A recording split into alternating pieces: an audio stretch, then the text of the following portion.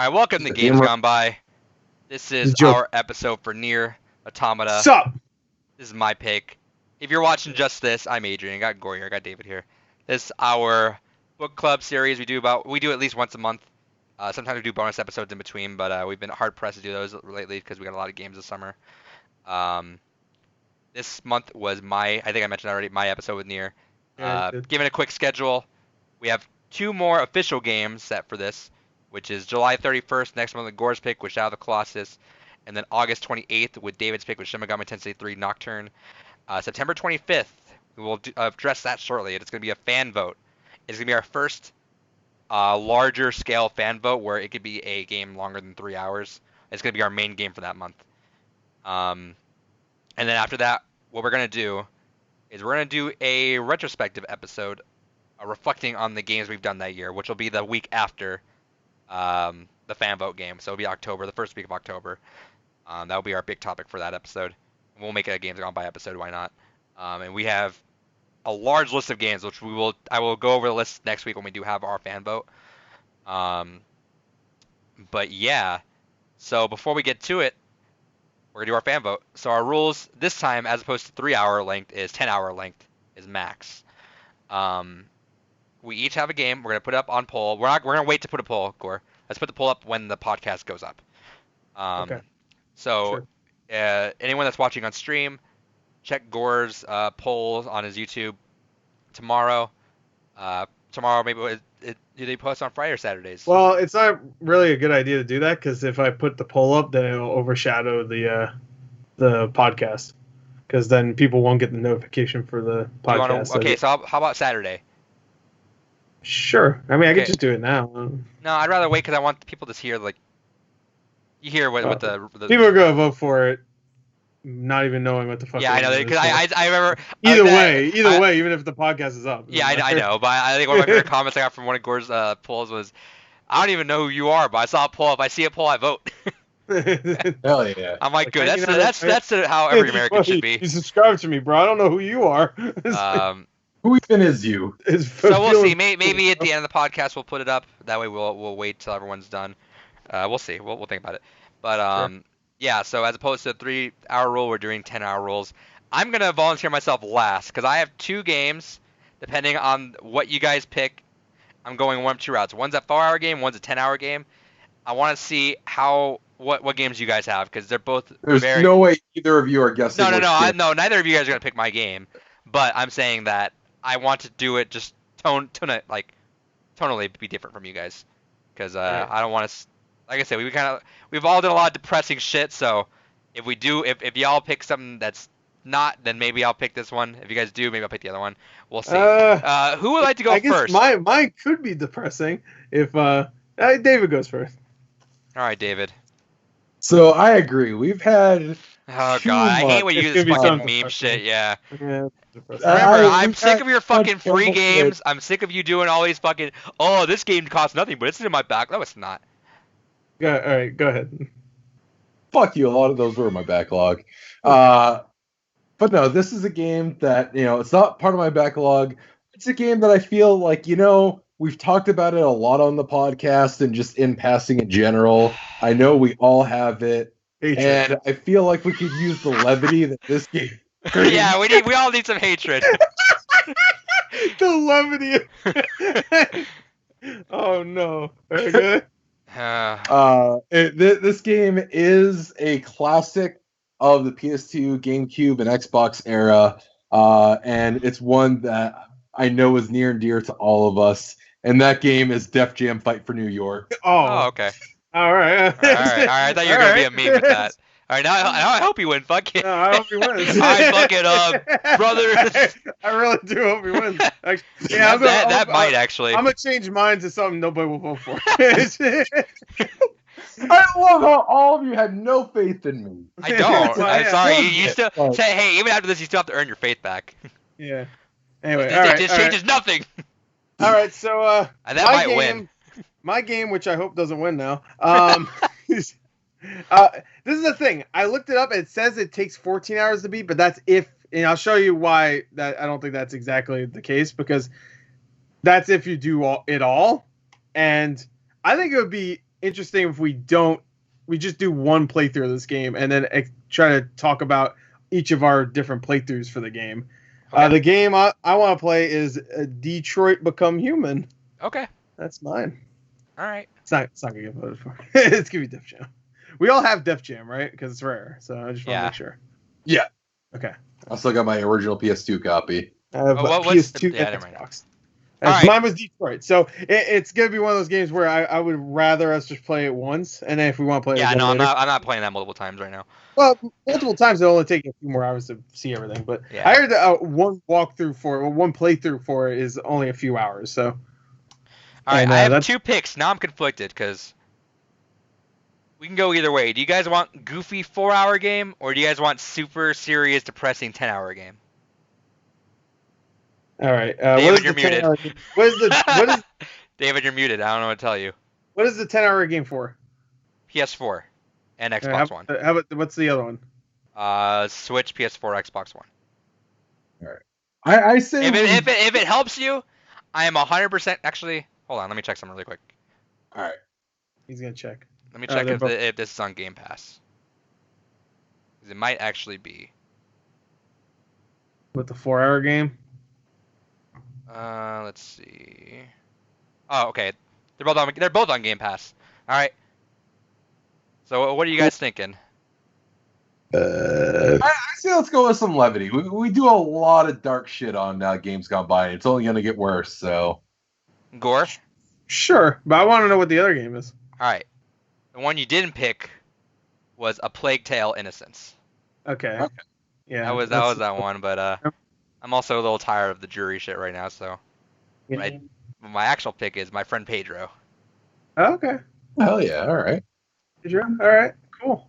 That's gonna win now. Watch the one time. I feel like that's gonna be a 50-50 fight between Def Jam and that.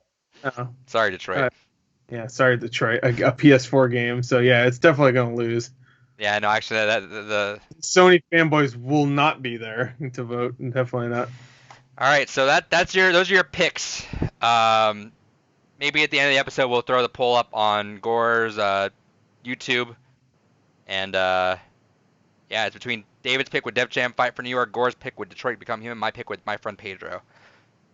Yeah. And that'll be our final Games Gone By before we jump into new rules and twisting it up and doing little shakes in the next year.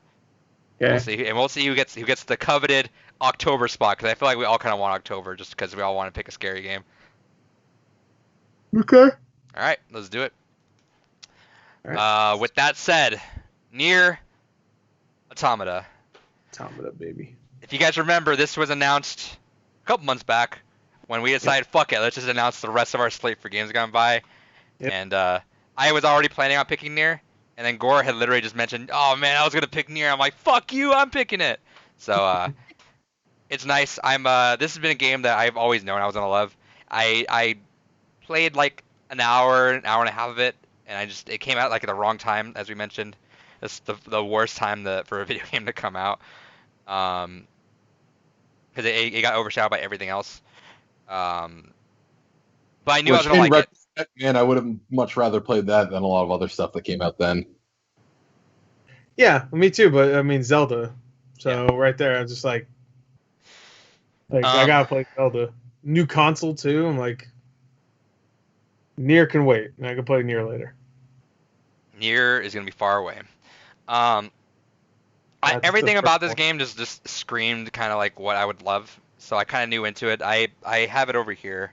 Let me see it. I bought this. Remember, I showed this off a while back, actually. This is sometime last year. I bought this.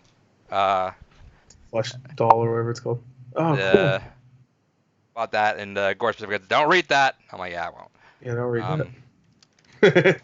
Well, you can read it now. Yeah, so now I can.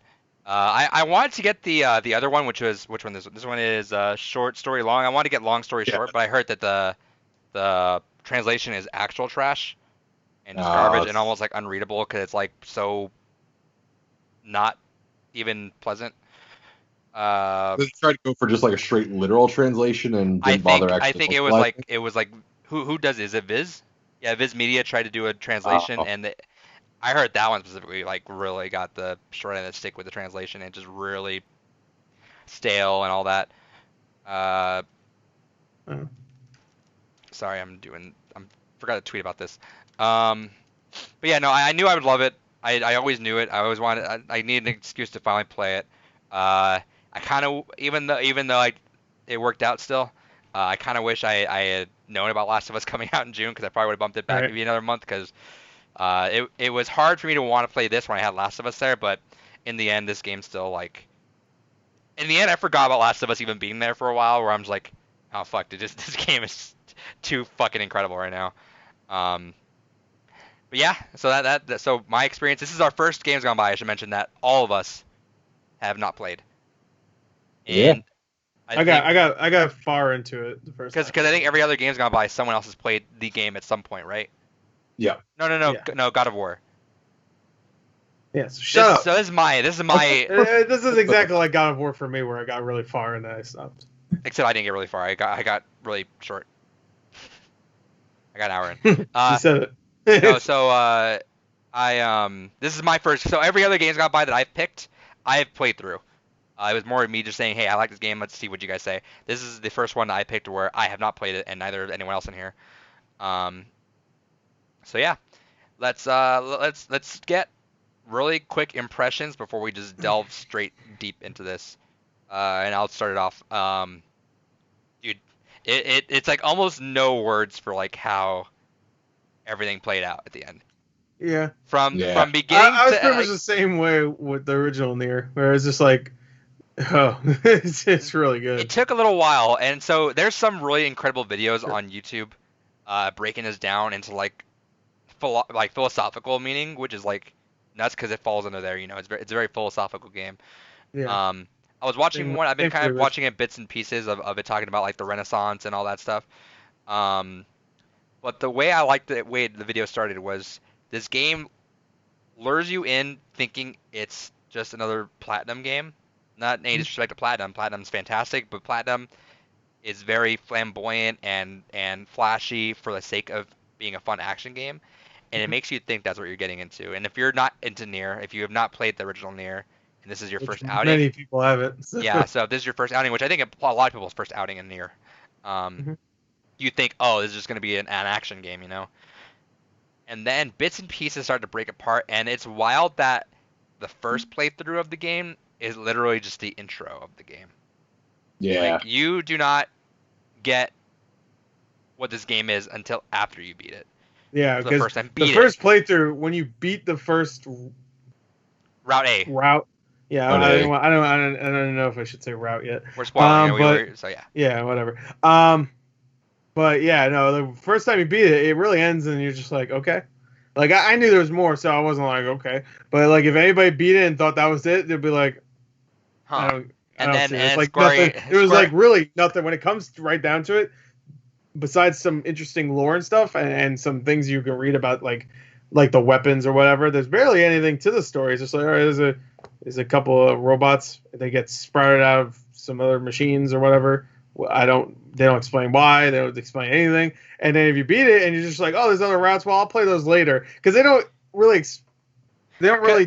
It's funny the way they say it, much, right? Cool. But the way they say it, because they don't really like even like make a big deal about it. You need to, like when they say you beat Route A, you could do the other routes now, and they don't tell you like, hey, you need to play the other routes because there's more story. I think that's cool. Like I like that more. Cool. I think the fact that there's some people. It's funny because just it. There's some people like, okay, cool, maybe I'll play the other routes later. And they go back to it. And their friend was like, bro, what the fuck? Go play the other routes. What do you mean? Just boot the game up, start it up. You'll see what I'm saying. And you know what happened? They'll start up the fucking Route B and be like, oh, cool, now I'm playing as the guy. Like, oh, it's the same shit though. Oh, and then it starts giving you a little bit more information. But then even then, like that. Which, dude, by the way, the original NieR.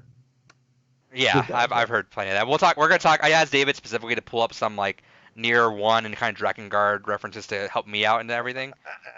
Oh, we'll see. But I feel like you shouldn't do that though. I want to at least get it. At this point, the game already very surface level. I'm not gonna go. I want it just enough for me to crave it, where I'm like, all right, because I know it's gonna happen. I don't want I want very surface level of like, hey, these are like some of the subtle things of why they connect, and for me to play because I still need the nudge into it.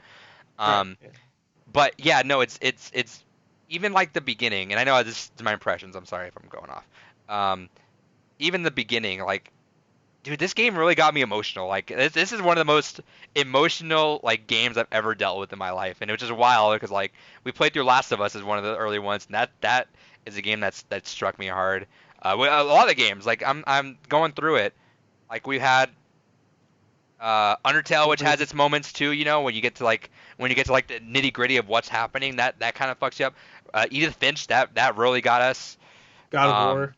Rock Fractions when David Rock couldn't beat it. Hey, I got really emotional towards the end. No, but Chrono Trigger, I'm sure Shadow of Colossus is gonna fuck me up. Nocturne, because I'm wasting my time. Yeah, I agree with that one. No, no, but like generally, we played a lot of that. But dude, for something, this game just really sucks. It was hard to do stuff in this. Like starting Route B, the way it started, like with and like the robots are so innocent looking. You know, the design is so like clunker, like horrible little fuckers. Yeah, they don't have a mouth. They have their little eyes. They don't have a mouth. They have they're like not creepy like Help me. They're not creepy like Emil, but they're like cute, like, you know, like yeah. They kind of remind me of like the Tonberries in Final Fantasy. Yeah, and then you got like he's saying brother and just pouring oil, dude. Brother. And dude, that fucked me up. And he's pouring oil on him, and it's like, and then you could trip oil. It takes you forever to walk to him, so you trip. You could trip, and you gotta walk back. If you jump, and then Nines just saying like an asshole, like, "Hey, fuck you, he's never gonna beat Hey, your brother, you dumbass." That made me not like Nines a little bit. This is gonna be a deep discussion if you guys haven't noticed, by the way. But no, like that part and just everything else, dude. And we'll talk like details about it, but man. There were just moments that really, the second you have the first robots that come to you saying like, please don't, please stop, like, please don't. I don't know, like that. I genuinely, it upset me hearing what David did in Pascal's Village, because that dude, even like immediately, like seeing a bunch of really cute robots waving a white flag, and like even like 2B's kind of fucked. Just like we're gonna kill them, and they're like, no, we're just trying to be friends with you. Like we're genuinely trying to be friends with you. I'm like, dude, like that. And the music's fucking phenomenal. But the music playing through that too is like, anyway, I'm long-winded. We're getting discussion-wise. I fucking loved it. I fucking loved this game. David, what did you think? So I got a lot to unpack with this game, as I imagine we all do. I've been so eager to fucking talk about this game. I don't know. I lulled at the end. Well. I lulled. Oh, I lulled too when everything happened to me, and I'm like, oh, they're being serious. And then I played Last of Us Part 2, and 90 minutes in, I lulled again. And I lulled, because I said, wow, my life fucking sucks. Wow, no, my life is great. I'm not these people in these games. But yeah, no, in January, this year, I started the year off with a game that I was not expecting to be ended up becoming one of my absolute favorite games, The House and Fate of Morgana. And when I talked about that during different episodes, one of the kind of recurring things I kept saying is there's just no chance to breathe in The House and Fate of Morgana. That game is suffocating. It's depressing. Every time that you think you're going to get a glimmer of happiness for any of the characters in that game, it keeps just crushing your fucking soul. But which is funny, can I break apart from that?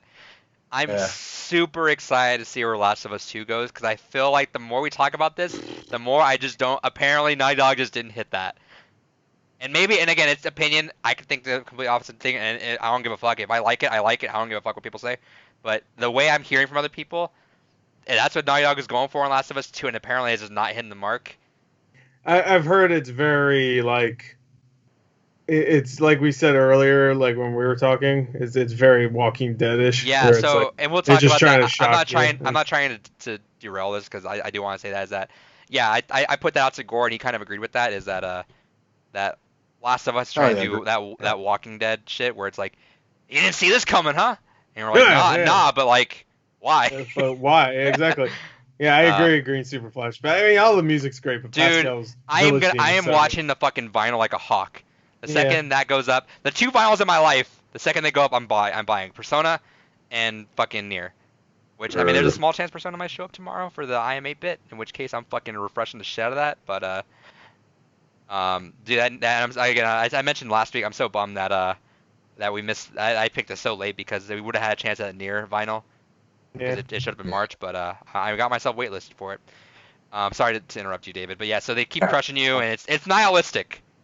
Yeah, it's a very nihilistic game, and it's a game that honestly, even by the end of the happy ending, air quotes, of that game, you're still left with this kind of feeling of it's going to end well for a lot of these people. Like, yeah, there's a couple characters that you could make the argument they got their happy ending, but there's still many characters in that game where it's like, this isn't going to end well for them still. They're still going to have very miserable lives ahead of them. And going into NieR Automata, I found this quote, which was fantastic, and it helped to set the mood for it. Yako Taro, the guy that's the main brainchild behind NieR and Drakengard, when they first were announcing NieR Automata, they did a poll during a live stream saying, "Hey, do you guys think that he's going to go ahead and finally pull out a happy ending for the characters?" You almost unanimously, it was like 90% of people said, "There's no fucking way this dude's doing a happy ending. We know better." Yeah. So I was like, okay, I know what's going to happen here. And yeah, no, that was definitely NieR. Kind of like what you said, like the gameplay is an absolute disconnect for most part from the actual experience you get. You know, you have that kind of fast-paced, frenetic, fantastic, not only just kind of Devil May Cry style combat, but fantastic shmup style combat as well. And you go back and forth from styles, but as the story progresses, it is just heartbreak after soul crushing. You would fucking love Spec Ops. Spec Ops. Well, Spec Ops, I don't know about that because I wrote a whole ass college paper on Spec Ops and how it disconnects you from gameplay to the story. Well, that will be a Games Gone By, I feel like someday. But it's a short one too. It's a short one too. Yeah, I'm fairly confident that will be a Games Gone By because I do want to go back and play that because that game is what you're saying. It's like it's disconnect, and it just fucking fucks your head.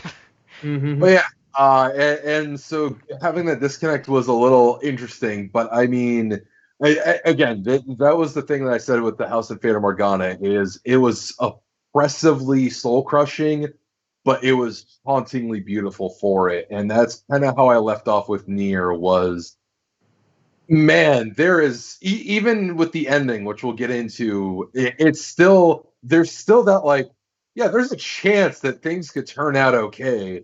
But even the pods are like, no, if things are really going to turn out okay. Right. And it's one of those things where I'm like, this is fucking beautiful. And the music honestly reminded me of like some of the best arrangements of like the House of Fata Morgana and like Ghost in the Shell. It is definitely Ghost in the Shell. I was getting Ghost in the Shell vibes. Phenomenal vibes from the music. The atmosphere is gorgeous. The pop-ins definitely did get a little distracting here and there. Yeah, it doesn't bother. Like I said, it didn't bother me, but if it did, it would definitely. I disagree with Gore on the visuals. Cause I get that I'm not saying he thought it was ugly, but he definitely does not think that game is full pretty all the time. I don't think it's full pretty most of the time. See, I fucking loved it. I love the aesthetic of it. I love the grind. I like the designs. That filter they have on it. It makes everything so gross. But that's kind of the point. Like, sure, but it's not really the filter that bothers me. It's kind of like how bland the texturing and sure. It doesn't bother me that much, but like it's not the prettiest game out there. And I think that was, even if you look at like if you go to like the Wikipedia for NieR Automata, it says like, oh, critics widespread acclaim, they love this, and then you see in the negatives they say like, it had some visual problems. Like sure. That's so people. I'm not the only one that thinks that, but it didn't really bother me that much. I mean, it's fast. Dude, I took a screenshot. That's kind of probably it's flashy. One of my my Xbox background because I'm gonna probably move the John Marston and Arthur Morgan background that I have off to this thing, which is the when you first go to the flooded city and you walk off and you see kind of like the water. The water is fucking incredible. Yeah. When you like walk off and you can kind of walk to the edge and kind of look at the city, just water. I took a screenshot of that, dude. That looks gorgeous. But yeah, anyway, so David, those are your thoughts, Gore? Yeah. Yeah. No, I mean, I played the original NieR when it first came out. Which we'll talk about, because I think you mentioned that I will I haven't played appreciate it since. Automata more after I play the No, original NieR, or is it I will appreciate what's the there's a lot that directly ties from NieR to Automata. Yes, I was surprised by that because when I heard there was going to be a new NieR game, I thought, okay, it's going to be like it's going to probably have a couple references here and there, but it's going to be its own thing. Especially since the original NieR came out like 7 years before and nobody really played it. So I was just like, okay, it's probably going to be its own thing. Maybe they'll have a couple references as a joke. But I was surprised by how many characters actually came back from the original NieR in this game. But yeah, I loved it. The only reason why I never there it is. The only reason why I never played it all the way through the first time it came out, not really just because of the Zelda. It was just like at that time I was kind of burned out with games. I was playing Zelda because it was very, very not what's the word, like calming. It's a very peaceful game for the most part. You could zone out. Yeah, and at that time it was just like there's too many games out that I wanted to play, and at that point, like a lot of them were very action heavy, and like that's why I didn't play Horizon Zero Dawn either, even though I was looking forward to it when it first came out. And that came out like the same time as NieR, and NieR was exclusive to PS4 when it first came out, so it was like, all right. You both nodded your head at the same time. It was really weird. It like synced up perfectly. But yeah, it was a really, really fantastic game, and I love the original NieR. It's been 10 years. I don't remember everything that happened in there, but even this, it was just giving me like the soundtrack is just as good as the original. Like that, everybody could say the gameplay and whatnot, and some people didn't like the story in the original NieR, but everybody loved that soundtrack. The soundtrack in the original NieR is phenomenal. Do you think people? Let's say this hypothetically, you knowing my taste pretty well, I feel like. Do you think I would have appreciated NieR? Yeah. To begin with, but yeah, to begin with, yeah. Okay. I think you would. I think you would, because I think everybody I know that has played that game loves it. So, and I feel like it was just a critical thing. Like it was just like critics didn't, not that they didn't get it. It's just like one of those things where like maybe it came out at the wrong time. Maybe I don't know when it came out. Maybe there was just something way better that came out recently. I think it came out really close to like, I don't know, Red Dead or something. I know it's not a completely different game, but maybe at the time just people weren't really. Also, honestly, that box art does not really do itself any favors, I think. Like, no, because I mean it's a little weird because like both of those characters don't look anything like that in the game. But also, I think the whole that's NieR. By the way, the main character's name is NieR, so the series is called NieR, named after that guy on the front. Which is weird. I also think just the whole person in the front looking badass. Yeah. Box art it doesn't do anyone any favors anymore. Yeah, and the girl they made her look like kind of like fragile, even though I think that's supposed to be a really cool character. We'll get to that if you ever play it, but she's a cool character. Anyway, I think Gore was considering doing it as games gone by too now. Yeah, I was considering it, but I just don't want to bust out a 360 for it. I wish it just fucking came to. You know what? There's no point though, really. If they're gonna do that Replicant remake, then it's different games. Yeah, isn't it? Yeah, they're different, but they're still pretty similar from what I heard in a lot of parts. There's still a lot of story beats. There's a lot of difference. I mean, the main character is completely different, and the relationship. I'll probably still play it. Yeah, but what I was saying is that we should just maybe talk about that game instead, and then you should still play it in the future. But that game supposedly is coming out this year. I don't know, but yeah, it's a phenomenal game. I loved it. The story's great. It takes a little while to get into the story when it comes to like things happening, but that's fine because the game itself is great. All the side missions are fun. This is a game playing this right like very close after Final Fantasy VII just puts in perspective how useless the side missions in Final Fantasy VII Remake were, because all the side missions in NieR, besides maybe a couple of the just combat focused ones where you just have to like rise the ranks in the combat trials or whatever, all of them besides those are interesting. They actually add lore. You learn about the characters. It's not just fetch the stuff. I mean, sometimes it is, but it's always fun because you're always going to an environment and then you get some dialogue and then you get some action and then you go back. And the world's not big and so big where it's just like you're spending 30 minutes going back and forth. You know, the world is big. I fast travel a lot. I did too, but because I know this ain't like Red Dead Redemption 2 where you'll just get random dialogue and random events. I already knew that. But first, like I'd say the first route and then the second, like half of the second route, I just walked around everywhere. I ran around a lot. Yeah. Just because I want to fight and yeah, grind. I didn't really fast travel much until Route B, just because I wanted to go ahead and farm a lot of stuff. So yeah, and I also I tackled the side missions in a way where I'm like, okay, I just did this mission, and I'm pretty close to these two, so let me go do that. Like I'll do this and then see where that takes me, and oh, I'm near this one, so let me do that now. So, like, because in the beginning of the game, when you're doing Route A and B, like especially A, obviously, because all the side missions are there, like you'll get crowded with side missions. Dude, it's like almost daunting. 12 red dots. It's almost daunting when you like. But when you find out that you're supposed to tackle them in 2 different campaigns, then. Yeah, no, even technically 3 campaigns sometimes because some of the missions. It felt nice because everyone was. I kept asking everyone. I was like, "Are these playthroughs the same length?" And everyone's like, "Yeah, pretty much." And I'm like, "Oh well, I know, but I spent 20 hours playing Route A." Yeah. And I was like, "Oh fuck!" And then I started Route B, and I blew through half the the campaign, and right when I started late at night and blew through half. Like, oh, that's not that bad because I did pretty much most side missions. Yeah.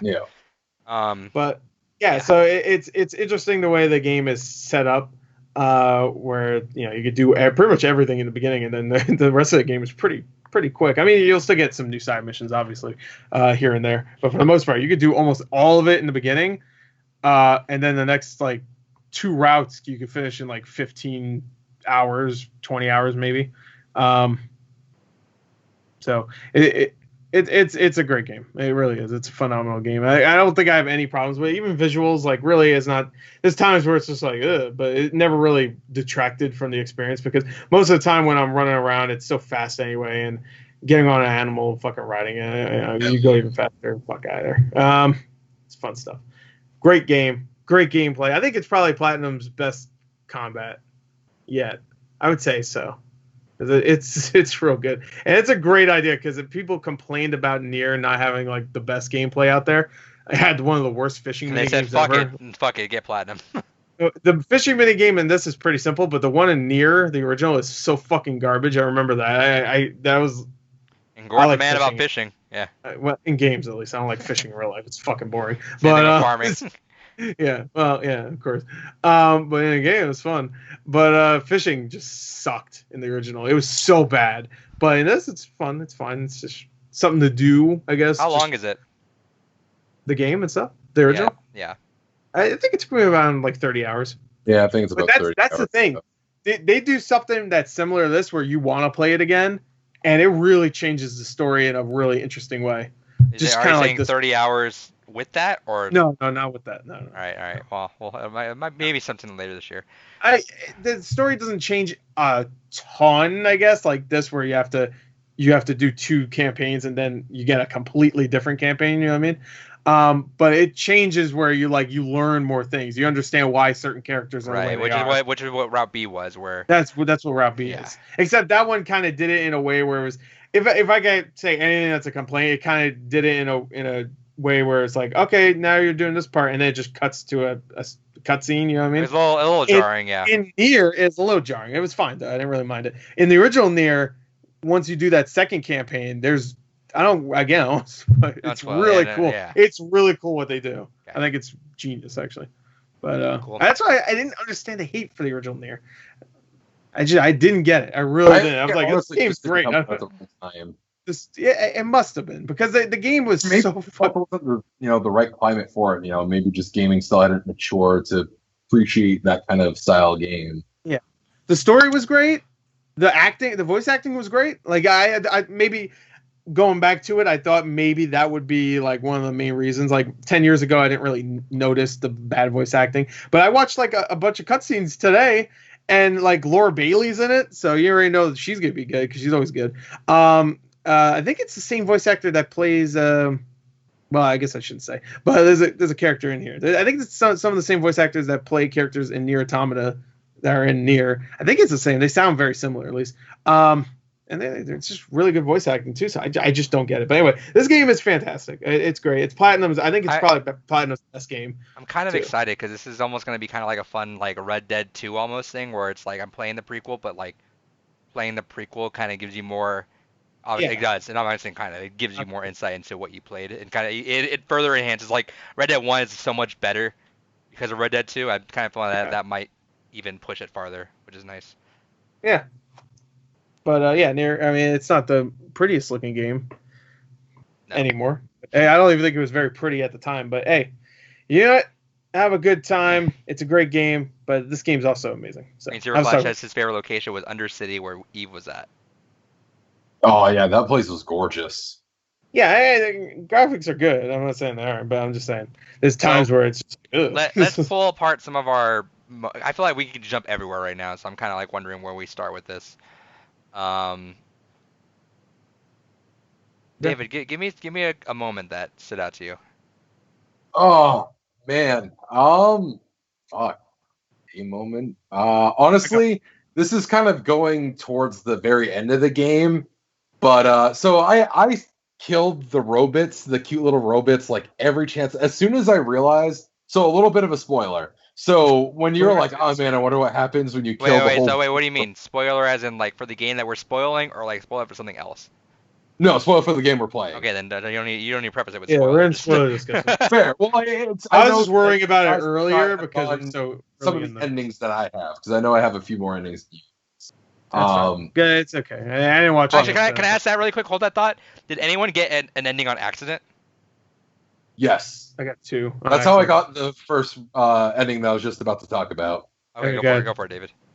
So the first ending I got by accident was the one where when you first go to Pascal's village and you murder all the fucking robots. Because, again, I was listening to 9S. He's like, yeah, don't fucking trust them. And even 2B, like, the whole mission is just go kill all the robots. And it's like, no, this is a trap. I'm going to fuck this place up. So I went ahead and I murdered the whole fucking village, which led me to the first side ending I got on my own. But you can get it later, I think, as well, if you do. Well, there's multiple different ones you can get for the robot village people, which is what I'm getting into here, is because it's kind of fucked up. So there's that one. I agree. It is kind of fucked up. No, I disagree. It isn't just kind of fucked up. It's just fucked up. So the ending for that one is basically just like, oh, hey, 2B fucked up this whole village of pacifist robots and basically went berserk after that and just kept going on a murder spree. And that's the ending for that one.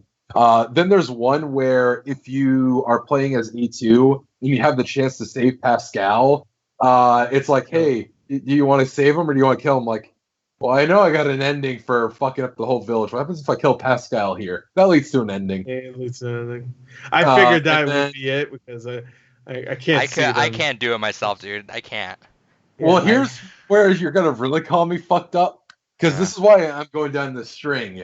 Is so that whole saving Pascal thing ultimately leads to the pacifist Pascal's village going under attack, and you go ahead.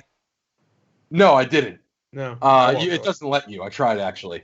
So it won't let you. Oh, you're talking about walking away from the attack. Okay. Yeah. It won't let you. You could just not go. I think, right? No, that's the main mission. Yeah, it's the main mission. You have to go there. But this is why this sticks out to me: is you go ahead, you do that. Pascal gets all the children out of there. They hide out inside of the thing, and what's supposed to happen is if you play through the story normally, there's some really fucked up shit happens to those kids. Yeah. But before I got to that point, I killed them all. I was like, what happens when I just murder this room full of children? So I just okay, Anakin. Fucking calm down. So I did that. That leads to another ending. But that's one of those things where that was a moment that really fucked me up in this game. Was Pascal's like the whole time like, no, I'm a pacifist. I don't believe in it. We really need your help. And then when all the kids were threatened and Pascal's like, fuck you. Yeah, he's like, no, I'm throwing hands. Let's do this. I'm gonna kill these fuckers. Like, oh shit, Pascal's pissed. Yeah. Let's do this. Then you go ahead, you fight, have this big epic encounter. What a gorgeous shot, by the way. So fucking gorgeous, I think. Just like with the sun in the background, just two fucking the two rocket soccer robots. Yeah. And then you go ahead, you get back. It's like, yeah, you whooped ass, Pascal. Hell yeah. Let's go check on the children. They Dude, fucking killed that was themselves. that was one of the very, very, very, very rare moments. I say that as I had one literally yesterday for where I walk in, I saw it, and I'm like, oh fuck. That was literally I'm very rarely ever audible, like vocally audible when I'm alone. Like I like in funny movies I very rarely laugh during them. Like it's I feel like people have better reaction when they're with other people, but that was one of the ones where I walk in, they all killed themselves. I'm like, oh fuck. And dude, and then you have to talk to Pascal afterwards, and Pascal's like, I can't. Please delete my memory. He's like either delete my memory or kill me. Like there's one of the other ones. And I was trying to look for another way out, and because usually it has the do you like the good option on the top, and the option was like wait please or wait don't do it just yet or something. And I'm like all right maybe I can get out of it. And there's like no other way. I'm like and then as a white and Pascal's last words was thank you. And I'm like yeah. I saw that. Well, that's not what I did. I didn't kill her. All right, I walked away. Walking away is the best choice because the whole game's about dealing with grief. A lot of it is. Right. And I feel like just deleting his memory. It's voiced by an actress, but I forgot her name too. She's a really good voice actress. But yeah, like deleting his memory. I keep fucking that up, and or killing him is just kind of goes against the whole theme of the game. So I was just like, I want to see if I could just walk away, and I'm like slowly walking. The reason why I was okay with deleting his memory was because we had that thing with the wandering couple, which was a weird, bizarre kind of like philosophical mission when you think about it. Because at the end you write like, oh yeah, I've done this 5 times already. He always ends up the same way. And in my head, I played that mission in my head. I'm like, all right, like the optimist in me is hoping that if I delete Pascal's memory, that Pascal will eventually find himself in a mindset where he can do that again and be who he is right now and not have that guilt. But now I do want to say really quick. I do want to say is that actually let me say I won't. Go ahead. I'm just no. I was gonna say we mentioned earlier that one of the books tells of the epilogue, right? Yeah. Right. Is that the epilogue with I'm pretty sure there's a Pascal. Yeah. There's a Pascal epilogue where if you did walk away, it tells you what happened. I think it was in that book. It's somewhere because I read that on somewhere. Yeah, if you go back to the Pascal's village, you'll find a book of his that talks a little bit about it. Oh, okay. Yeah, I didn't go back yet. But I'm still going 100% it. Even though it's going to be really annoying with the intel and shit, but it's like, whatever. And also upgrading all the weapons and shit just to do one fucking secret thing. David, I say something really quick. All right. Yeah, no, in hindsight, yeah, I would like to walk away. That was just hard. I was kind of just all in my emotions, like not really thinking straight, because what a fucked up scene, man. Like, yeah, it's pretty messed up. Like, I lulled. I mentioned something, David. I do want this conversation whenever you get to it, Gore. We'll bring that conversation up. I just want to leave that up in the air. But yeah, I fully agree with what you said in there, Adrian. I'm assuming you're talking about Persona, so this is. You can assume all you want, brother, but you know. It is. That's the only game you guys played that I haven't. So. No, we play a lot of games. No, you haven't played Street Fighter V. Yeah. Oh, the philosophical question. Street Fighter V. Chun-Li. Why doesn't is Blanca a human? Oh. No. But yeah, no, there was just it was that Pascal was so genuine the entire time, and the voice is so it's so calming and like nice, welcoming and like. And every time you say something shitty to him, they're like, maybe we should kill him. Like, I guess if that's what you want. Yeah, it just doesn't accept it. Yeah, that part is like, AT was like, I'm just here to kill you guys. He's like, well, if that's what you need, then you go ahead. That makes you feel better, go ahead. I'm like, dude. Like, even like in the beginning when you first meet him, and I think 2B says you don't have a heart, and he's like, I guess that's technically true. I don't. Like, it's like. Pascal's like one of the greatest characters. Like it was so much Pascal's love. too fucking Fuck awesome for off! that You game. killed their entire battle. Like you don't have no Yeah, fucking fuck. say in this. Yeah, piece of shit. Well, just Didn't even because give him a I'm chance. a psychopath doesn't mean I can't have feelings. Okay. Hey, even the evil robots, I feel bad about killing. Dude, 'Cause, yeah, some of them no. are like, just kill me, please. I'm like, oh fuck, Dude. That's another one I really loved. Was towards the end when 9S is going berserk, and yeah. there's that one samurai kind of robot's like, Yeah, you kill me, do it. Yeah, coward, no balls. Coward, no balls. No, you know, like the one thing that always broke my heart, and I had to keep walking by it, was the amusement park when the robots were zombified, and they were just, dude, that broke me. Like, I hated walking by there which also we mentioned in passing. I don't know if it was on the call, if we had a personal call, but 9S, which is appropriate. I think I actually enjoyed it the way I did it. Is 9S was aggressive in Route A for me, so 9S always beat the shit out of those robots. In Route B, I turned everything pacifist or cautious, I think it was. Okay. Which made sense to me because 9S is kind of like just a fucking like machine hungry fucking android. But yeah, no, dude, walking through the amusement park with all the zombies or like all the robots that were so nice, like they were like always like we just want to dance and we just want to be nice, and they were always like cheerful to you, like hey, come hang out, and they're just zombies, you know, and they're just walking around and you can kill them. I'm like, any chance, like big ones are a little bit more stable if you talk to them. they have like somewhat like converse-ish, like you can see some words. Yeah, but the little ones are just like flesh dude, or whatever. That broke me, dude. That was one of the most heartbreaking video game moments ever in my entire life, where I was just because everything was so nice and everything.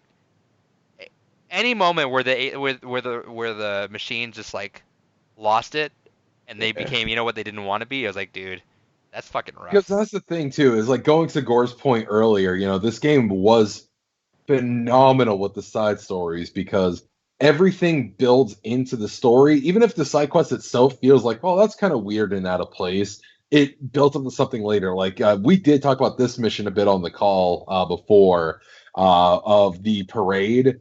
That parade, in retrospect to what happens later on, is so fucking heartbreaking. I didn't get to finish that. So how did that finish? Yeah. So what ends up happening is after you save the parade, you go back and check in on the guy later. He's like, yeah, the rest of the parade kept going. I just couldn't keep up with it. I don't think it's going to change anything. It's like, well, where did they go? He's like, oh no, off to somewhere. Maybe they're probably already been killed by now. I think they went by the amusement park or something. And it's like, all right. That dude, that mission fucking sucked. Especially because you find that so early, so you're gonna lose. Yeah. You are gonna lose. Immediately go see them, and they're all like, "Please don't kill us. We're not violent." And then the other robots kill them, and I'm like, "I'm only level 20, bro. I can't help." Yeah, they're level fucking 30, 35, and you're just like spending a minute to kick the shit out of one of them, and the other ones are. That's the point, though. Which I will say, that was another thing too. I do appreciate that for most part, this game, as long as you have the right skill set and the right amount of patience, you can take on ridiculously overpowered things. Oh yeah, you gotta be fucking patient. I died once. I died once before Route C. Yeah. I died once before Route C, which was in the castle where the long snake thing came because it caught me in a bad spot and I just couldn't. Yeah. I couldn't dodge out of there. And then after that, I didn't die until the fucking EMP, and I got my ass fucking kicked. Yeah, where your fucking screen is all fucked up. Yeah, I'm like, I can't do shit, and then you can't like all your dodging's gone, all your jumps gone. I'm like, yeah, you can't do anything. You're fucked, bro.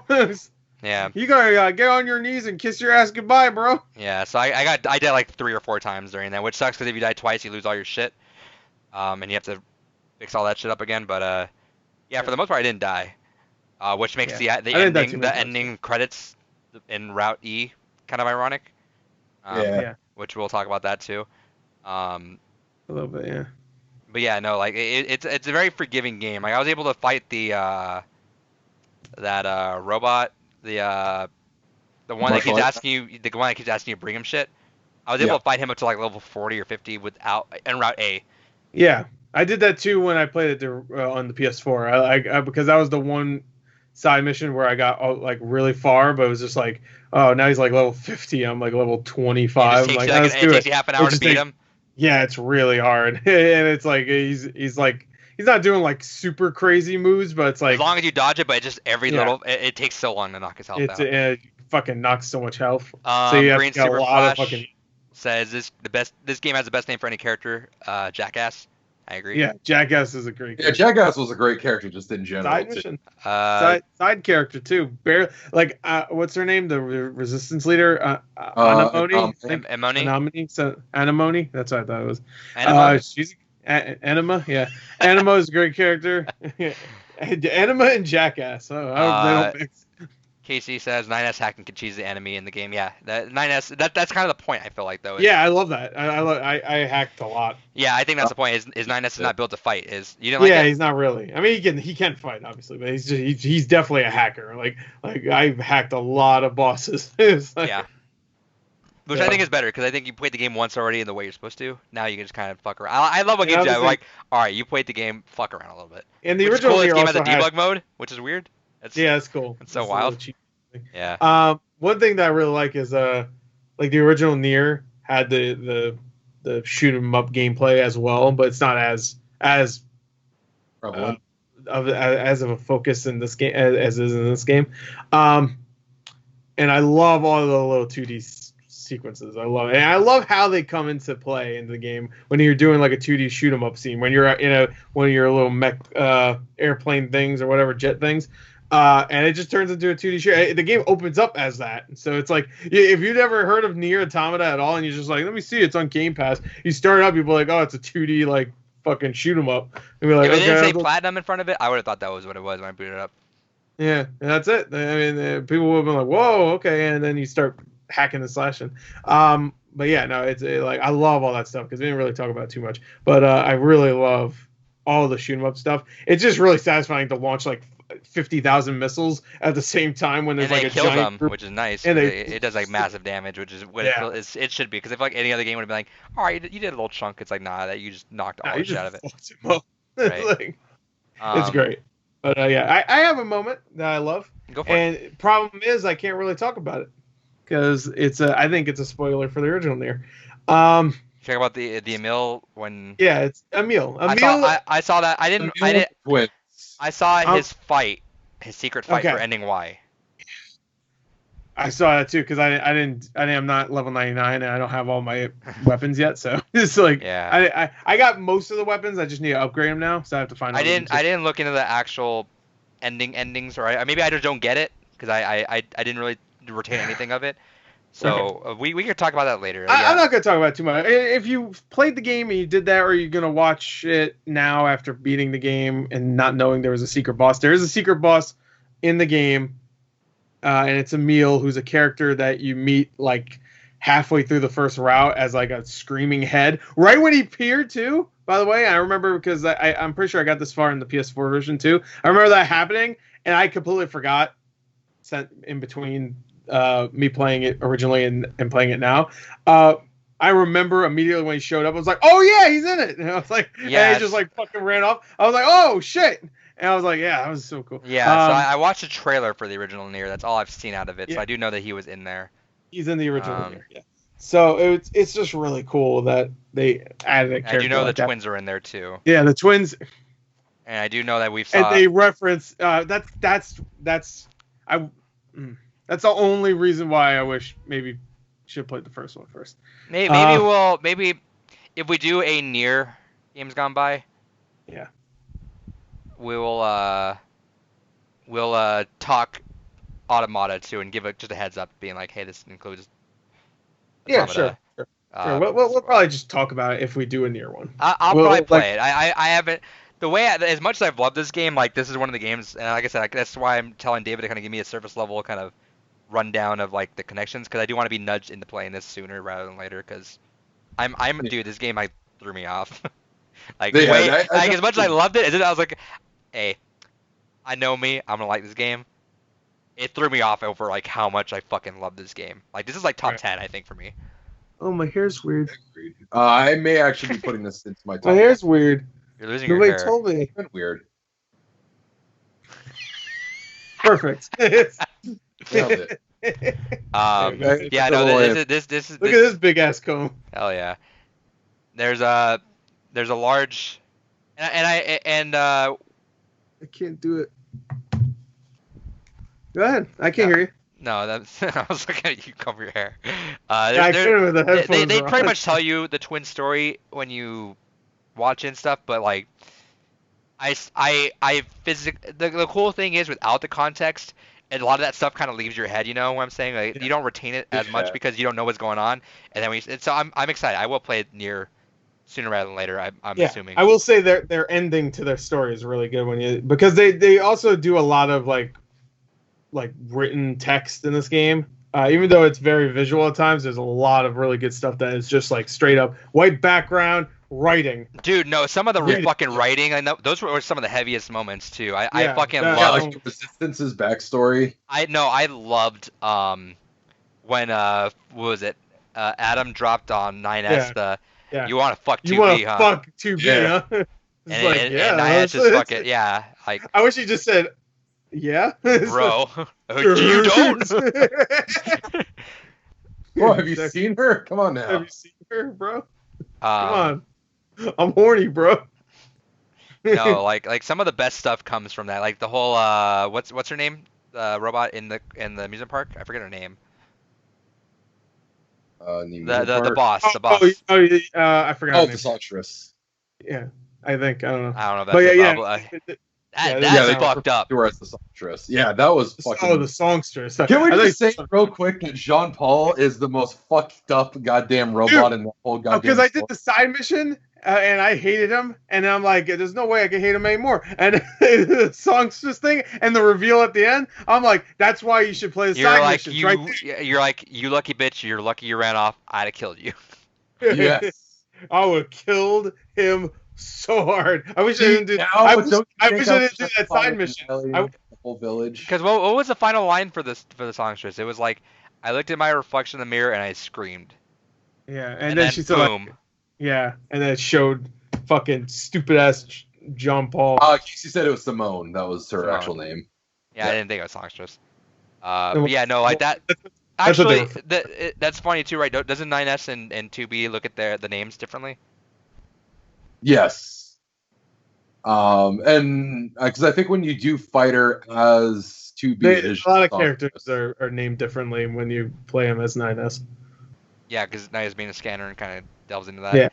Yeah. Oh, and that was another thing too. Is I think it was part of a side quest too, where you see that. I think it's actually Pascal that mentions that she was also one of the only other machines that were like fully sentient to a degree as well. Yeah. Yeah, man. Dude. Yeah. You mean she was off the network? Yeah, she wasn't on the network.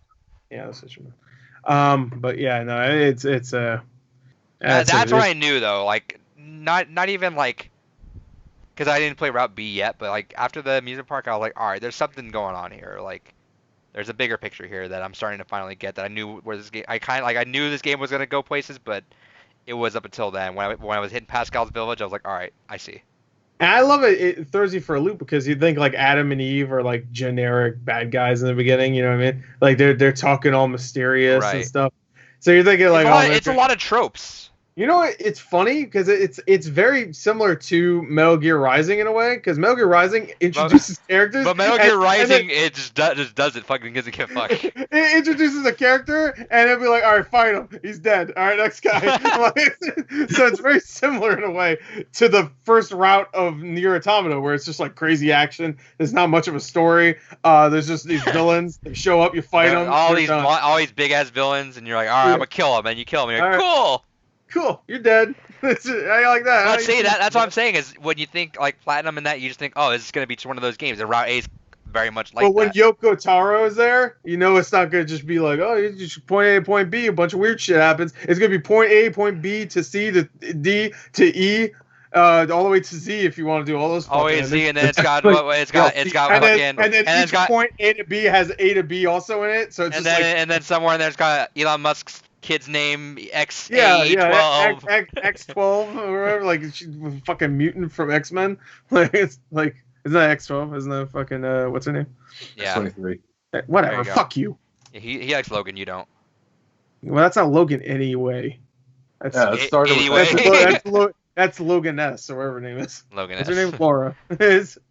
But yeah, no, that a lot of stuff just fucked me up with that too. And yeah, man, like that mission.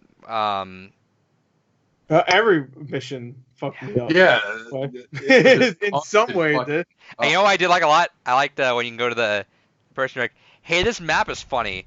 And you're like, yeah, man, the map kind of sucks. That's kind of satellites, man. Sorry. I love that. All right. Because the map does suck. The map does suck, yeah. At least they admitted it. I guess they could have fixed it, but they're like, nah. Well, it makes sense once you find out the big truth of what's going on. Which, speaking of which, before we go too more deeper into this, do we want to use this chance to talk a little bit about the connection between the franchise at all, or? Because NieR is like, it takes place after one of the fucking stupid endings in the original Drakengard, right? Yeah, it's after ending 5 in Drakengard. It's just so dumb. I hate when I just don't like it because it belittles this franchise to me a little bit. Because I mean, oh, it's the 5th ending of Drakengard. Like, okay, like Drakengard is nowhere near as good as NieR or NieR Automata, and I feel like you're belittling it just by even putting it in that universe. I don't see them even in the same universe, honestly. It's one of those because things I really like Drakengard 1. Say it belittles it at all. Drakengard is a great game. I will fight you on that. I know. Oh, no, Drakengard 1. Yeah, you guys agreed right there. 1 is a great game. 2, 3 can suck both my nuts. No, 3 is terrible. I'm gonna be. It's terrible. I'm gonna go into it with an open mind. It has the worst frame rate I think I've ever played in a video game, and this game has some frame rate. Do you not like it because of performance? No, it sucks too. But it's just like the frame rate. All right, the game doesn't suck. It's like below average. It's like a 4 out of 10. That's below average. These are all PS2 games. No, that's a Drakengard 1 and 2 are on PS2. 3's on PS3. They're all kind of expensive. Drakengard 3 is like $25. 3's dirt cheap. That one goes for like $15. Like a $25 game, I think. Is Drakengard? Drakengard 1 is like a $50 game. Drakengard 2, I think, is around. What's the best way for me to play those games? The order that you would want to play them. No, not that. Like monetarily. PS2. No, they don't have a collection or anything. There's no digital version of them or anything. I don't think so. No. It's not a huge franchise. Like, I'm actually surprised there was even a 3rd game. I'm surprised there was a NieR 2, honestly. Like, I'm happy there was, and I feel like maybe there's only a NieR 2 because Platinum did it. Yeah. Yeah, because Platinum did it, and it sold 4.5 million copies. So Drakengard 2 is going for only like $25 to $30 on some of these. I don't know. Maybe the value did. How much did Drakengard 1 go for? Drakengard 2 is still holding strong at value around like 60, but Drakengard 2 you need to play. Drakengard 1 I guess dropped then because complete I think it goes for 50. But yeah, because when I got my copy of Drakengard 1, it was only like 20 that I paid for it, and that was a few months back.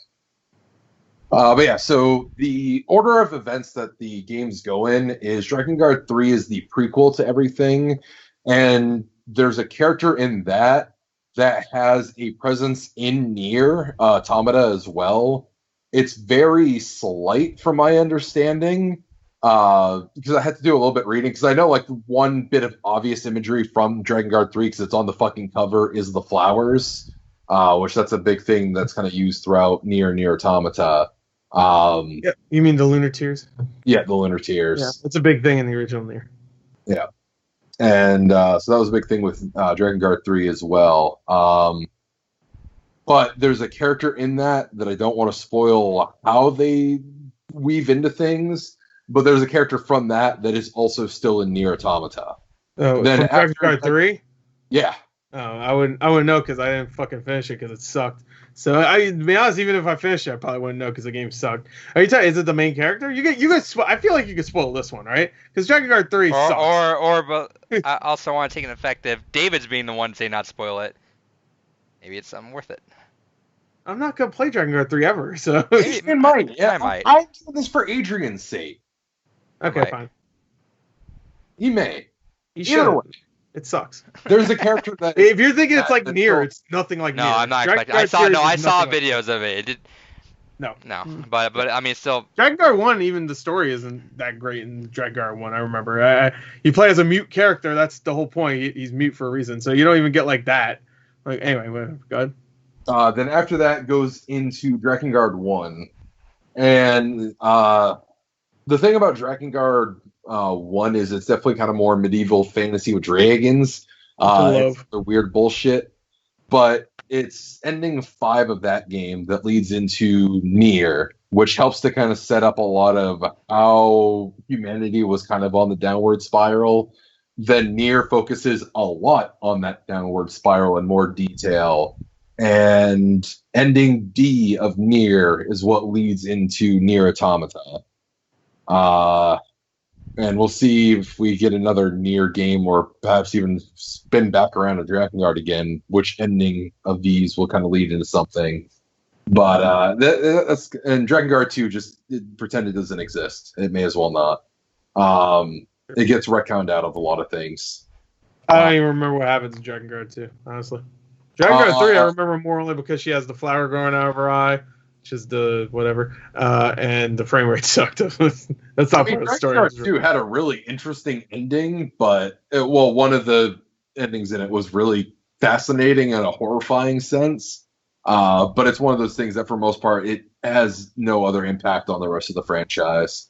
But no, it's one of those things that they're all loosely connected because, like, yeah, as Casey brought up, we're talking like there's thousands of years of distance between them. So that's what also kind of makes it interesting. So it's like in NieR and NieR Automata, it kind of makes sense because a lot of the characters you're playing as are androids. Mm-hmm. For Drakengard, you're not playing an android.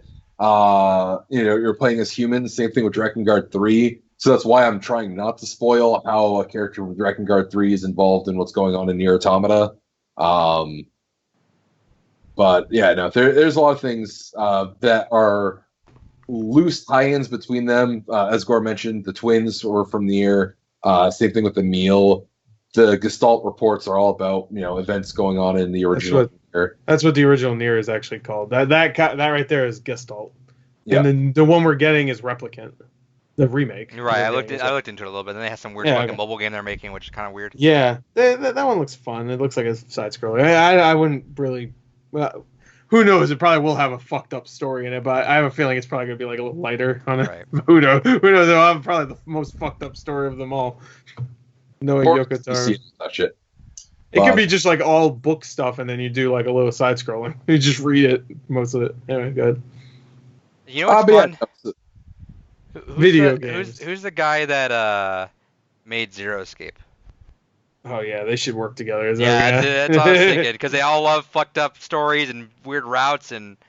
Well, because this is apparently, I mean, like I think it was Yoko Taro and Suda51. I think we even talked about this on the podcast a while back. They were drunk and they were just talking about they were just drunk fucking around, and then Suda51's like in a bar. He's like, "Hey, you guys want to see my new game I'm working on?" Does a fucking reveal in the bar for a game, as the two are just hanging out, fucking pissed drunk. And that's one of those things that, man, I really want to get that book that you fucking picked up of his, because, man, I really want to know what goes on in that dude's mind. Yeah. Yeah, it's... I was talking about a dude who's like, yeah, I made this character 2B. I want the entire internet to just fucking crash my hard drive with Rule 34 of her. Do it now. Send me all you got. Do it now. Even though we all know A2 is the better one, so... with her long hair, agreed. No, not with the long hair. I liked her better with the long hair. Well, I don't agree. I disagree. We're two fat white guys talking about an anime robot. Hell yeah. Hell yeah. What's up? How you doing? By the way, I just want to say I just took a guess at what character you're talking about from Drakengard 3, and I immediately got it. I don't want to say it, but yeah. I was just thinking of like the vaguest one, like a weird one. And I was like, is it this character you see at the end, barely, kind of? Like, yeah, it is. Okay, yeah, cool. There you go. Yeah, Kotaro Uchikoshi that made the Zero Escape games. Him and Yoko Taro would be great. All right, write some fucked up thing for me. Hell yeah. Hell yeah, I'd be down for that. Listen, A2 has the same measurements as 2B, except A2 has bigger ass. I mean, yeah. A2 has a bigger ass. That's true. Anyway, sad. I felt the need to look it up, but hell yeah. I saw. Yeah, no, the voice acting was great in all of them. I love the voice acting was phenomenal. Everybody does a great job. I love the like subtle change that happened in shifts of the characters. You know, where A2 was the very pod. Yeah, A2, but I gotta give huge credit to the pod voice actors. Dude, no, I agree because they killed it towards the end. When they were having their conversations to each other, they're kind of like, yeah, do you want your person to live? Yeah, I believe so. I do. Affirmative or. Yeah, like every character has a robotic sound in them except for the androids, but like they had so much emotion too, which is fucking weird. Like I don't fucking get how they did that. I genuinely don't understand it. Okay, but good ass voice actors. You got some good ass voice actors, son. And you know what? The original NieR has some great voice actors. So let's talk about the Grimoire Vice, one of my favorite characters. So let's talk about the very end of Route E. Nah, I don't want to talk about it. How'd you guys do in the credits? Man, a buddy of mine was a big fan of this one, so he was kind of checking in on my progress as I was playing it. He's like, "Hey, so just to give you a heads up, by the way, that shmup section is a nightmare. You're gonna need the help of online." I was killing it until like it got to the Square Enix part. Yeah, yes. That's where everybody. Yeah, and I was doing all right. That's the point where you're supposed to die. Yeah, I'm doing all right. Like I've gotten a little past it, but then like I got anyway. But yeah.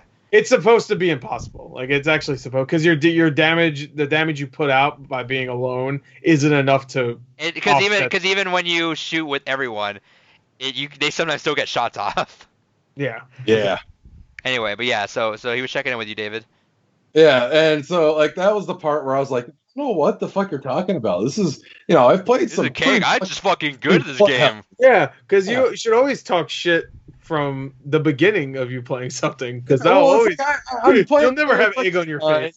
A minute later, and I'm like, all right, it's ramping up a little bit, but it's still not hard. Another, 30, 40 seconds pass, and I'm like, this is manageable still. And then as soon as it got to like the directors and talking about all of them, that's when I'm like, oh fuck.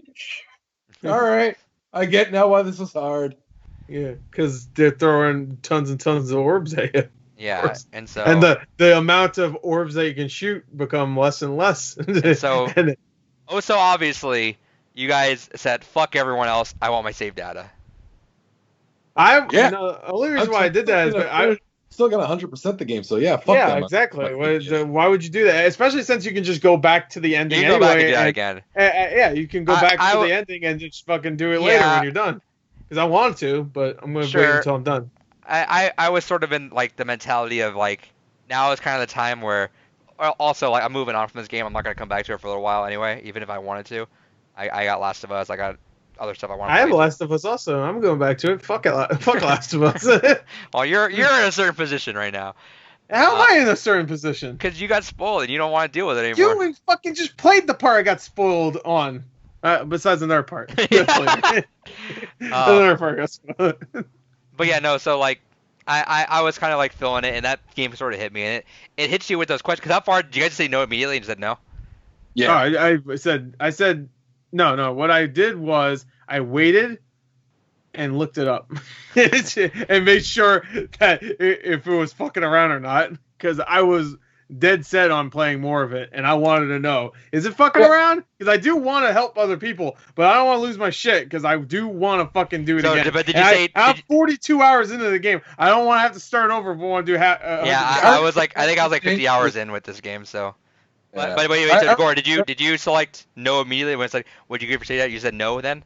No, I waited. Did you say yes, or just no? No, just no. I know if you say yes, it keeps asking. Yeah, so I thought that was, if anything, like, yeah, it's 50 hours is gone, but I will go back to this game like someday. Especially, I might even go back with knowing that I will play NieR, and I'm gonna probably want to go back into it. That's kind of what my mindset was too.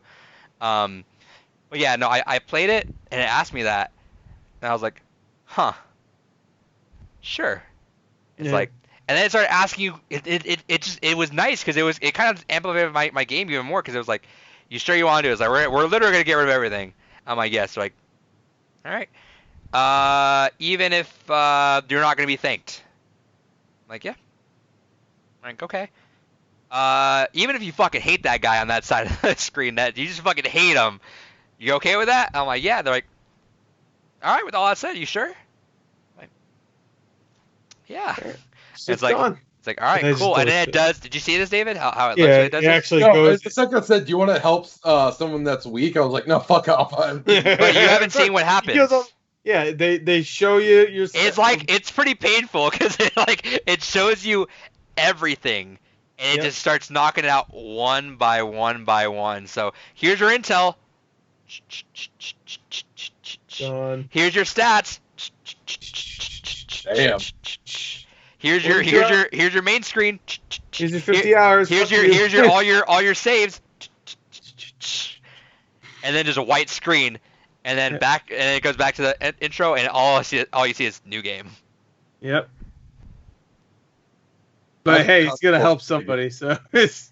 I liked the message behind there, and I was sort of like in that mode where I'm like, I'm down. Whatever game you want to play, Yokotaro, I'm in. Well, no, I'm gonna do it too, but I'm just not gonna. And I've heard, because I looked it up too afterwards. Cause obviously, people were like, oh, that's kind of similar to the first game, because I know that was too, because I mentioned that to Gore's like, oh, so you gonna go back and finish those? I'm like, I can't. He's like, oh, what happened? You delete your save or something? Like, yeah, it's a funny story. He's like, oh, and then like 5 seconds later, like, wait, oh, okay. I'm like, yeah, we'll talk about it. Don't tell me. Don't tell me specifically what happens. I know what happens, but don't tell me. I'd rather just go in blind, obviously. It's pretty awesome. Yeah. It's because someone spoiled it with me saying. You know what happens, right, David, in the original? Yeah, it's good. It comes out of the screen, gives you a hot blowy right there. Oh, a hot one, not a cold one. A hot one. You don't want a cold one. No, I only want a cold one with the bros, dude. I only do cold ones with the bros. What, beers? No, blowjobs. Get down there. Get down there. Put a couple ice cubes in first, no? Yeah, in his mouth. Words can't describe how much I love this game, though. Yeah, like, it's so incredible what they've done. This game felt more emotional impact than fucking video games with like actual characters that were humans. Like a lot. These machines. You know, like actual machines you talk about, not even just 2B, 9S, and A2. You mean the robots with no facial expressions because they don't have a face. And they're cute. You know, they're cute. They look innocent. Like the way they attack you is silly too. Like they just start spinning their arms all at you. Oh, and I will say, you know what? That fucking when the Become as Gods song starts hitting. We become as gods. Yeah. I was waiting to see. I was like, what the fuck does that even mean? Why the Become as Gods edition? I was like, when am I gonna get to that part? Yeah. We become as gods. Is this game physical on Xbox or is it only digital? No, only digital. Yeah, so I might end up buying a physical on PS4. I have it. I need to get the Game of the Year edition. Yeah. I love when people use dumbass names. Remastered. That's still my favorite. Remastered, definitive, rehydrated. My favorite is actually Dead Island Game of the Year edition because only one site ever gave Dead Island Game of the Year, and they're like, "We gotta roll with it. It's Game of the Year." There was another game recently that made a Game of the Year edition that I don't think anybody really gave Game of the Year, but they made a Game of the Year edition. I forget. I know there's one game I forget. Yes. You deleted your save before you bought all the remaining. Yeah, well, I beat the game, so I had to roll with it. I wasn't like, I'll do this. I'll come back and do all. I was like, I'm kind of in a good moment right now where I was encompassed in what that man was doing. You know, I was like, you have hit everything right. If this is what you're throwing me right now, and you want me to throw the bone to you, sure. No, Casey, I know. I'm saying literally, I didn't know the fucking guy was gonna be like, hey, you want to delete your save? Like that's why I didn't buy the achievements. I'm like, all right, cool. I thought I legitimately was like, as soon as that was done, I was ready to go back and do a lot of the endings. I was like, all right, cool. You know what? I got some time. I'm gonna hang out and do the endings. And he's like, you want this? I'm like, you know what? You did good, kid. I'll roll with you. What you got for me? You want to fuck up my 45 hours? Sure. Just fuck me up, fam. Yeah, I like it that way though. I have no regrets on that whatsoever. I didn't intend to go back like heavily right now, but like either way, I'm like, totally in on it. I'm fine. I'm gonna go back and play it again eventually whenever I do Drakengard and NieR, and probably love that game even more. Hey, Stingray, appreciate ya. You have a good Hell night. yeah. Good night. By the way, I found the game I was talking about. It was World War Z that had a Game of the Year edition. I didn't know that had a Game of the Year edition. Yeah, because I looked up one. I was like, Game of the Year edition. What the fuck? It's like, it was a fun game, but I don't know about that. Anyway, I just wanted to drop that in. So yeah. You can buy the achievement. But yeah, so ending E, which is what we were starting to talk about there. That's exactly what I was talking about with how House of Fata Morgana left me feeling is by the end of it, whether you start off initially with A2 or with 9S, 9S, Adam and Eve are just like, yo, bro, you want to go to the moon with us? It's like, all right, let's do this, I guess. Or, you go A2 and it's like, all right, we're going to fuck this place up and I'm going to go say hi to my dead friends. I got to do this last thing. And then it builds off with the pause going like, let's try to get them back. And it's like, yeah, but we're not supposed to. We're supposed to no. Let's bring them back. And then talk about like, are you feeling like we're like growing a conscience and like we want to do it because we want to do it, not because we're being told to do it by some shit that doesn't even exist anymore? Like right. The bunker don't even exist. Yeah, like, and I know we're still supposed to like carry it out, but still, like I just love that, like because there's like that pause during like them talking, and then pod is it 42? Yeah. It's just like pod 153. You don't feel a little something? I love that thing where she's like, no, what are you talking about, man? I love the one where like, please don't die, or like, I hope you don't die, and the other one's like, I hope you don't either. Yeah, I like that stuff. I wish it was voiced though, because some of the stuff I wish it was voiced, because I could see the voice actors really nailing it, but reading it is good too. I can read. Jokes aside, I can't. What? For now, I can read until later. I'm lying. I can't read. I mean, that's the biggest shock. That's the biggest twist we had this call. I had it translated to Braille because I can only read Braille. It's weird. I'm not even blind. It's very strange. Anyway, go ahead, Dave. But yeah, I mean, to finish a couple thoughts there, the line Adrian brought up earlier of like, you want to fuck her, don't you? And it's like, yeah, I actually would have loved that line to actually be said. And it was censored too, which I think added for even more effect. Yeah. Yes. There's not much cursing in the game too. Nope. I don't know why I just thought of that. There's a lot of hell and shit, but no fucks. Hell yeah. It's an M-rated game. And it doesn't divulge to just people saying, fuck this, It's just like, I don't know why. NieR had a lot of cursing, though. The original NieR definitely does it. Sorry, I interrupted you. There's one character in the game that is a potty mouth. But anyway. Go ahead. But that was... I was just saying, I just really like the original. Fucking ram my goddamn fist down your throat. Go ahead. All right. So that was actually in ending E with all the great banter with the pods and everything. That was still one of my other favorite lines between them two. Is after that whole discussion of like, yeah, are we like growing consciousnesses and everything?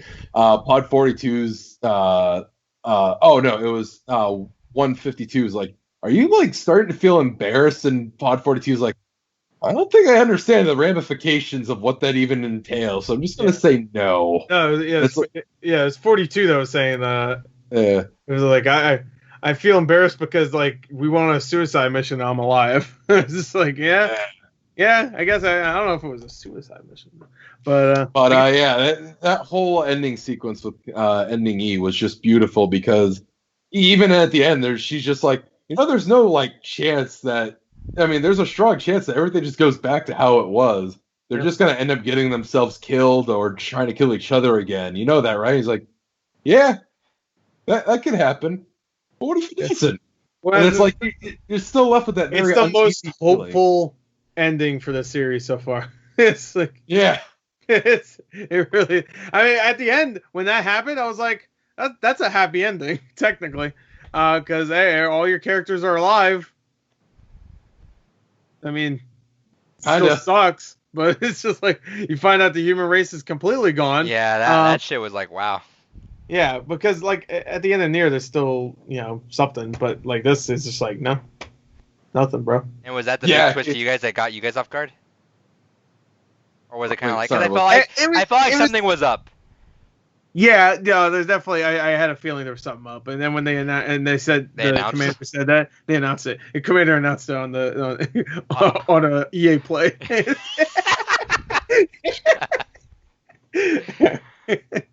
But no, when the commander told 9S, it's like, yeah, it was still a surprise, but I was like, yeah, it makes sense.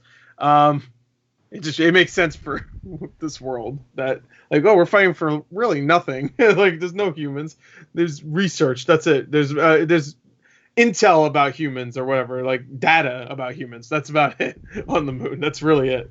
But yeah, no, it's there's a lot of really depressing moments. So the ending is really like, even before the ending, when you could do ending D and whatever, or was it ending C and D, I guess, or whatever. Yeah, when D and E are the you pick D, one, and one of them is C, one of them is D, and then you get. Well, when you do D and E, then whichever ending you do the second time ends up making the better ending, I guess, right? Yeah, C like and D after you do both. Either one could be the good ending.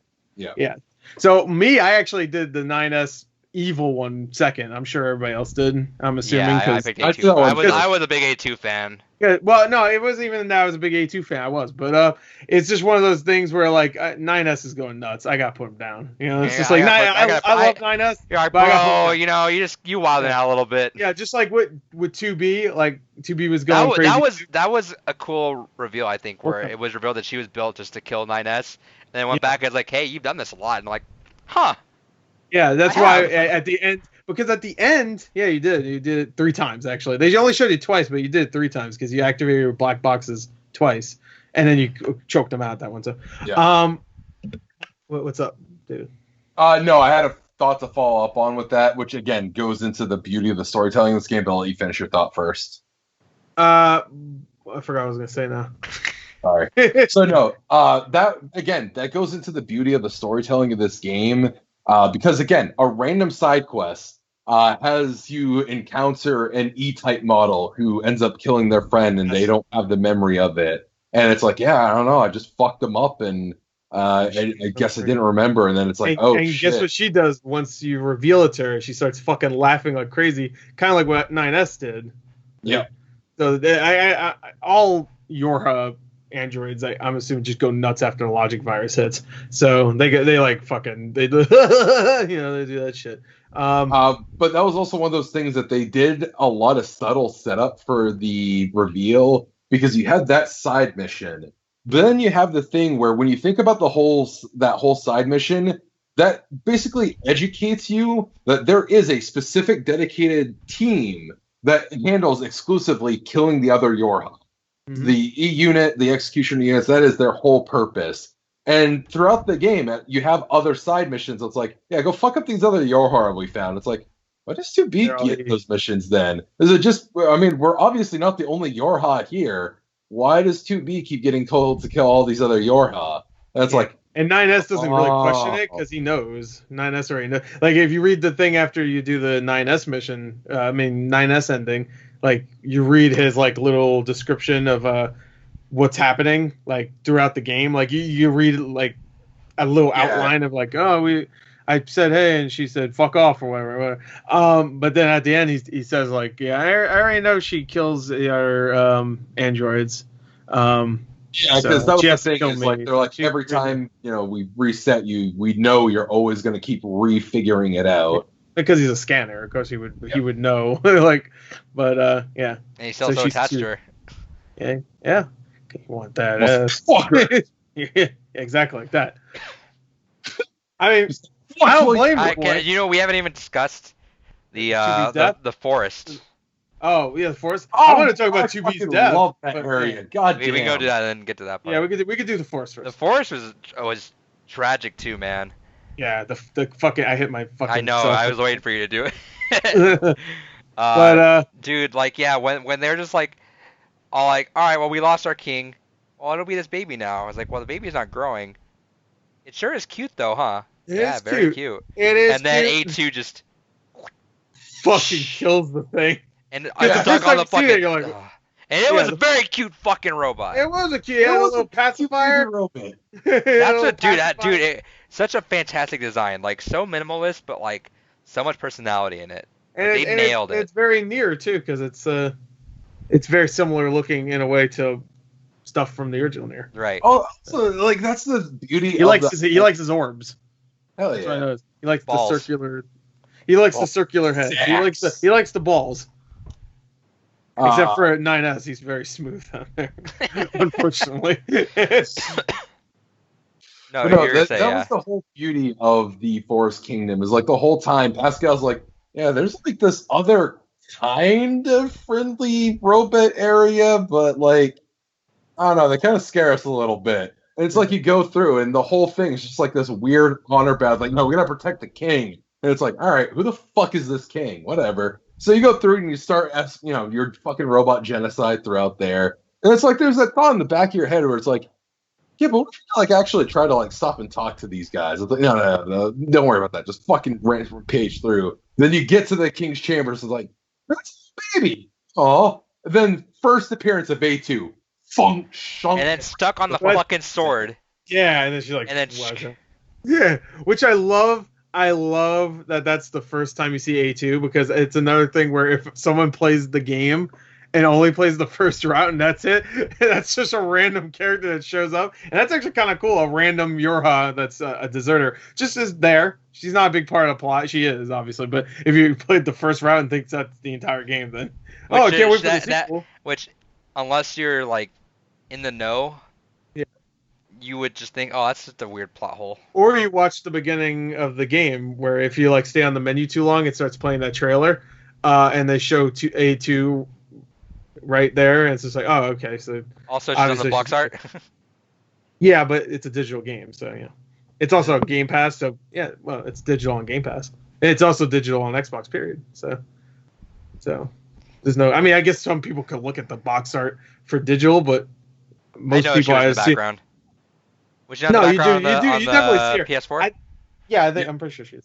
Yeah, she definitely is. I'm just saying, like, I don't think a lot of people would give a shit. Like, they probably heard NieR and went, "Oh, NieR, I'll download it. I'm not gonna look at the box art and really decipher it." But even if she's in the background, that still doesn't mean anything. You know, she could just be, she shows up for 5 seconds. Right. Like, that would be the first time they put somebody that's barely a character on a fucking front of a poster.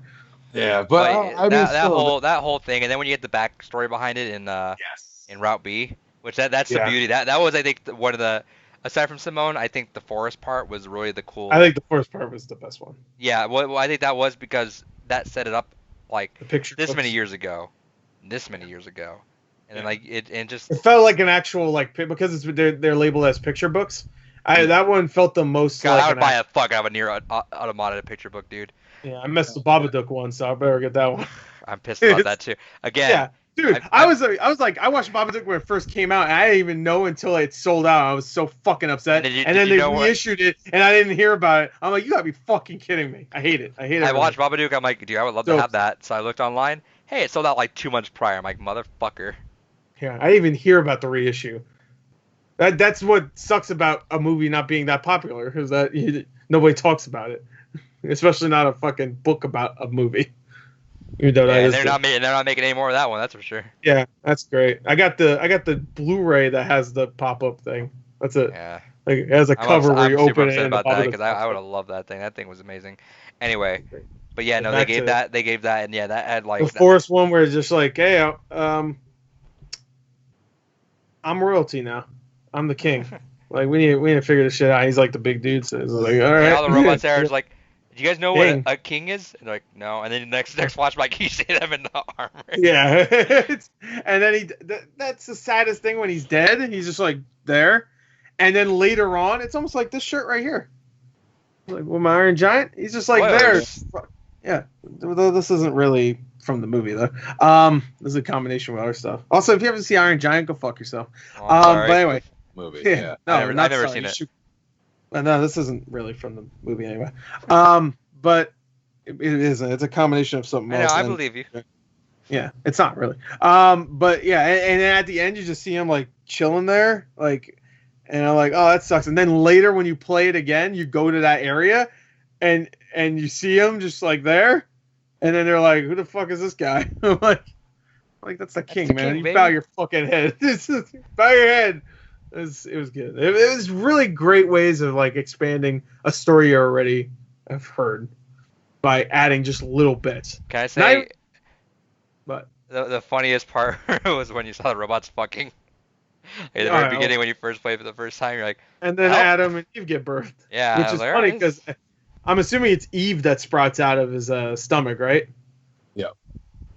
Because like the rib, like Adam and Eve with the rib. Yeah, that was one Get thing. it? The symbolism does get a little heavy-handed sometimes, like outright fucking Eve eating the apple. As I he's do like the that they mentioned that though. They're like, yeah, wasn't Eve a woman? Shouldn't have been Sodom and Gomorrah. Yeah, like just be happy you're named Eve. Yeah, just be happy, bro.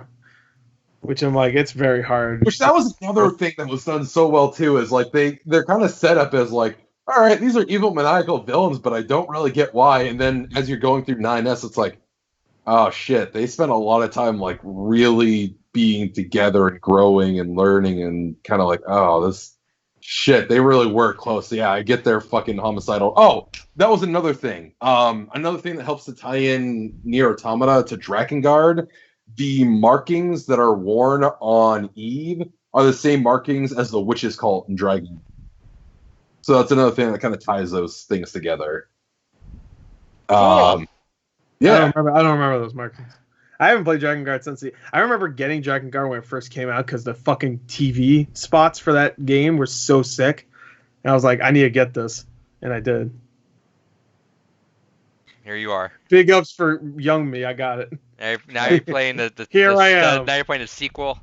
A fat lonely douchebag playing the kind of sequel, the fourth sequel, I guess. Unless there's another fucking stupid spin-off series I've never heard of. I'm sure there is. Like, ending 6 has a. That's where Watch Dogs comes in. That's where Garfield card comes in. But no, legit, can I say that it is kind of a neat idea of just the fact that it's like, yeah, there's different endings that can spawn into other ideas. It's never like I don't mind that, but I just closed. I hate that it has to be for ending 5. I get it. Ending 5 is a bad ending. I get it. It's just like it doesn't really bother me that much. It's just like NieR is such a great series that it's just like, yeah, it's a part of Drakengard, but only. I think I can see why you're pissed at it's the bad ending of a shit game. Yeah, well, not shit game, but like not comparatively not as good. Yeah, it's just like yeah, it's a part of like whenever someone discusses NieR in like a review or whatever, it's like it's a part of the Drakengard series. That's a part of the NieR series. Fuck Drakengard. Drakengard's dead. I mean, I agree, but I disagree. It's the same way of like how I look at SMT Persona. It's technically its own subset of the franchise, but the franchise is Drakengard. But you know what happened with Persona? Persona became way more popular than. And Shin Megami Tensei 5, where's that now, David? Yeah, exactly. So it's very Persona similar. 5 happened. Where's SMT 5? But now when people talk about Persona, they don't say there's two Persona 5s, David. Where's SMT 5? There's 3 technically. You got that stupid scramble game. That's the frustrating thing is it's only modern Persona that fucking. You're getting farther and farther away from your mic, so it's getting harder and harder to hear you. Which is fine. It's fucking. That's what frustrates me. Is it's only modern Persona that fucking matters to Atlas either, just because we still don't have the other fucking 3 in a reasonable format. I mean, it's the only one that matters to me and Gore too, so fuck it. All right on. Anyways, NieR Automata, great game. I could go on hours about all the fucking beauty in the game. Yeah, the game itself is so good. If I had any negative about it, is that there's not as many waifus as I would like. Only like 5. 10 is my low for that. So screw it. Jackass. Jackass. Well, she's too covered up. I'm playing a character. Thank you. I'm not. David didn't even flinch. Yeah, David was like, I agree. This man makes sense. But no, one thing I can say that I didn't love about the game is that there's no autosave. And I knew that already. I already knew there was no autosave. But it just sucks that when the game just fucking decides to freeze on you and you're at the end of a pretty long mission. Not Did it most freeze on missions you? That aren't sucks. too long. Huh? It froze on you? Yeah, it froze on me twice actually. The first time I was lucky, I just saved and then it froze. When I say freeze, I mean it goes to like the black screen. It's supposed to load into. And it doesn't load in. And it doesn't. It just. Oh, black that's happened to screen. me. That's happened to me at the beginning of Route B. Yeah. I just sat there for a little while. I'm like, huh. And then it happened the first time. It was okay. I just had to reload it. And it was fine. I had to do like 5 minutes of stuff because I was grinding a little bit. I was like, all right, I got to grind a little more. And the second time it happened was at the end. It happened today. I was finished the last like couple hours, but it was at the end. And I was like, all right, cool. That's a fucked up scene. All right, black screen. And it was actually a fucked up scene that was like it being a black screen for like maybe 10, 15 seconds fit. It was like, what scene was it? It's dramatic. It was right when he goes crazy with the infection in his brain. When he does all the hacking and stuff. Yeah. The hacking tower and stuff, and he goes and he starts going crazy. So it's like it's like fading out on him laughing. And I'm like, oh, and it's like 10, 15 seconds. I'm like, oh, this is good shit, man. It didn't even go to the fucking diagnostic screen yet. I'm like, oh, that's good. And then about a minute passed by, I'm like, oh, appreciate it. Oh, that's really good. It's like, wow, I really Yoko Taro, man. And then about another minute passed by. I'm like, yeah, this is fucking frozen. And it was the second time it happened, but I was just like, it fits this time. Maybe it wasn't. You did it again. I was like, no, you're supposed to wait another 10 seconds. You would have had it. Oh, that would have been great. But yeah, and then I had to redo the entire, which really sucks because the hacking, I like it, but it gets, when you do it so much. They should have added maybe like 3 or 4 more different variants to kind of spice it up a little bit and throw it in there. Sure. Or even like a random generation kind of thing. That'd be kind of cool. Because like for those ones, there were the same fucking things I had to do again. So it's just but like, you know what? I kind of like that too because you get really good at it. If you know like a specific route, you're like, all right, if I swing around here really quick and just do that, it'll finish it in like 2 seconds. So eventually it's kind of like me thinking like, oh, I'm just getting really good at this now. Yeah, but it was like it wasn't really like hard or anything. It was just like I had to do it again. Right. So if it was like something different, then I'd be like, okay, it's different. So whatever. I'm glad it froze. It's different now. I'm experiencing something different. No, I was just doing the same shit. I was like, all right, cool. It had to be that mission where there was like no action at all. It's just hacking. So I had to go through it again. I'm like, do the hacking. Like it's just all hacking. I will say that like this game how we're doing hacking is not a bad podcast game either when you're just doing a couple side missions that are kind of like no, not at all because it really is like very quiet. I mean the music is great. So like yeah, well I mean when you're 40 hours into a game or you spend 45 hours total, you get the music a lot. So I'm like I'm okay with like hey if I gotta run this way and do a quick like collecting thing and then run back, I'm like all right, I'll throw a podcast on and kind of listen to something on the way there too. Yeah, they do reuse some of the, like they do like redo like themes, like they're thematic. No, they do like remakes of some music from the original NieR also. Oh, which is cool. But yeah, no, the music's great. So yeah, I like keep it at like an equal level volume, I guess. And when there's talking, what I have a because my computer's away from my TV, obviously, so I move over there. I have just another mouse that's used for like moving stuff around when I want to like go to a different video while playing games. So I just like have it right on the screen. I'm like, oh, press pause, like watch. Hell yeah. All right. Man, good fucking cutscene, bros. All right. Yeah. 2B's still looking great. Then click it on. It's just like, all right, back to the podcast. It's good stuff. But getting into the world, I do really like how small it is. I really like that it feels personal because it's so small. So you're like, I know exactly. I don't even need the map anymore. I know exactly where I do feel like maybe the only gripe I have when I was thinking about this is how the entire world rests on the fate of one small section of the world where it's like resting like one city. I'm like, I feel like for like such a worldwide thing, that's I guess that's a fault of the engine because like even the resistance camp, you're like, oh, it's supposed to be obviously it's supposed to be way more than like 15, 20 people, but that's how many. Like a camp, that's me being generous too. I think it's more like around 15 maybe 15 people there. You know there's supposed to be way more people there, right? But yeah, that's just a fault of the engine. Like that's why I can't wait. I graphics are great, but that's why I can't wait for like a new gen to happen every time a new gen's coming, because I'm like, oh man, they're gonna go crazy with like the amount of detail. Like the fucking like Spider-Man, the next Spider-Man's gonna have, you know how we had plenty of pedestrians last time. Now it's gonna have double. It's gonna be like fucking. There's gonna be so many pedestrians, even Dude, more than. remember the first time you saw Dead Rising? Exactly, Dead Rising 3. No, just Dead Rising. Oh, Dead On Rising 1, yeah, 360? sure. And you're just like, "Ooh, god And damn." then you see 2, and it's like, wow, they put more. And then you see 3, you're like, god damn. It was And like you see 4, and you're like, "No, put it You're away." like, no, Frank, no, that's not Frank. I thought 4 was fine. He wasn't Frank most stuff. They should just call Brank chest. Yeah, tank vest. Tank vest. All right. Anyone else have any final thoughts on NieR? I want to talk about 2B dying because I think that's the one that's like the first moment in the game. Dude, when you fight all the 2Bs, when you fight all the 2Bs. That's it. When you fight as 9S, is it hacking? I forget what it was. When you're stabbing someone over and over again, it's just 2B. Oh yeah, that's the part where he goes crazy. Yeah. That's the part where I was talking about. He goes crazy. They fade it out. And it's the blood on 2B's face. Yeah, the blood on 2B's face and stuff. And because you could tell it's 2B too, because the thing that he's fighting is like flipping around, kind of like 2B. I didn't immediately pick up on it until he started stabbing 2B, but you could tell like the second time. I didn't know that. Huh? I didn't notice that. Because I had to play it twice, because it fucking glitched, so I had to fight her again. And she's pretty easy. I was a little over leveled, I think, anyway. But yeah, they're like she's like doing flips and stuff at times, and yeah, it looks like 2B. There's one of the pixel fights that you fight. You can tell it's Adam, I think, because of like the pixels fight exactly how Adam fights. Right. Yeah. So it's. But yeah, anyway, so 2B dying. You want to talk about that? Yeah, 2B dying is like it's a whole thing because it's right after the entire bunker is done. Commander dies.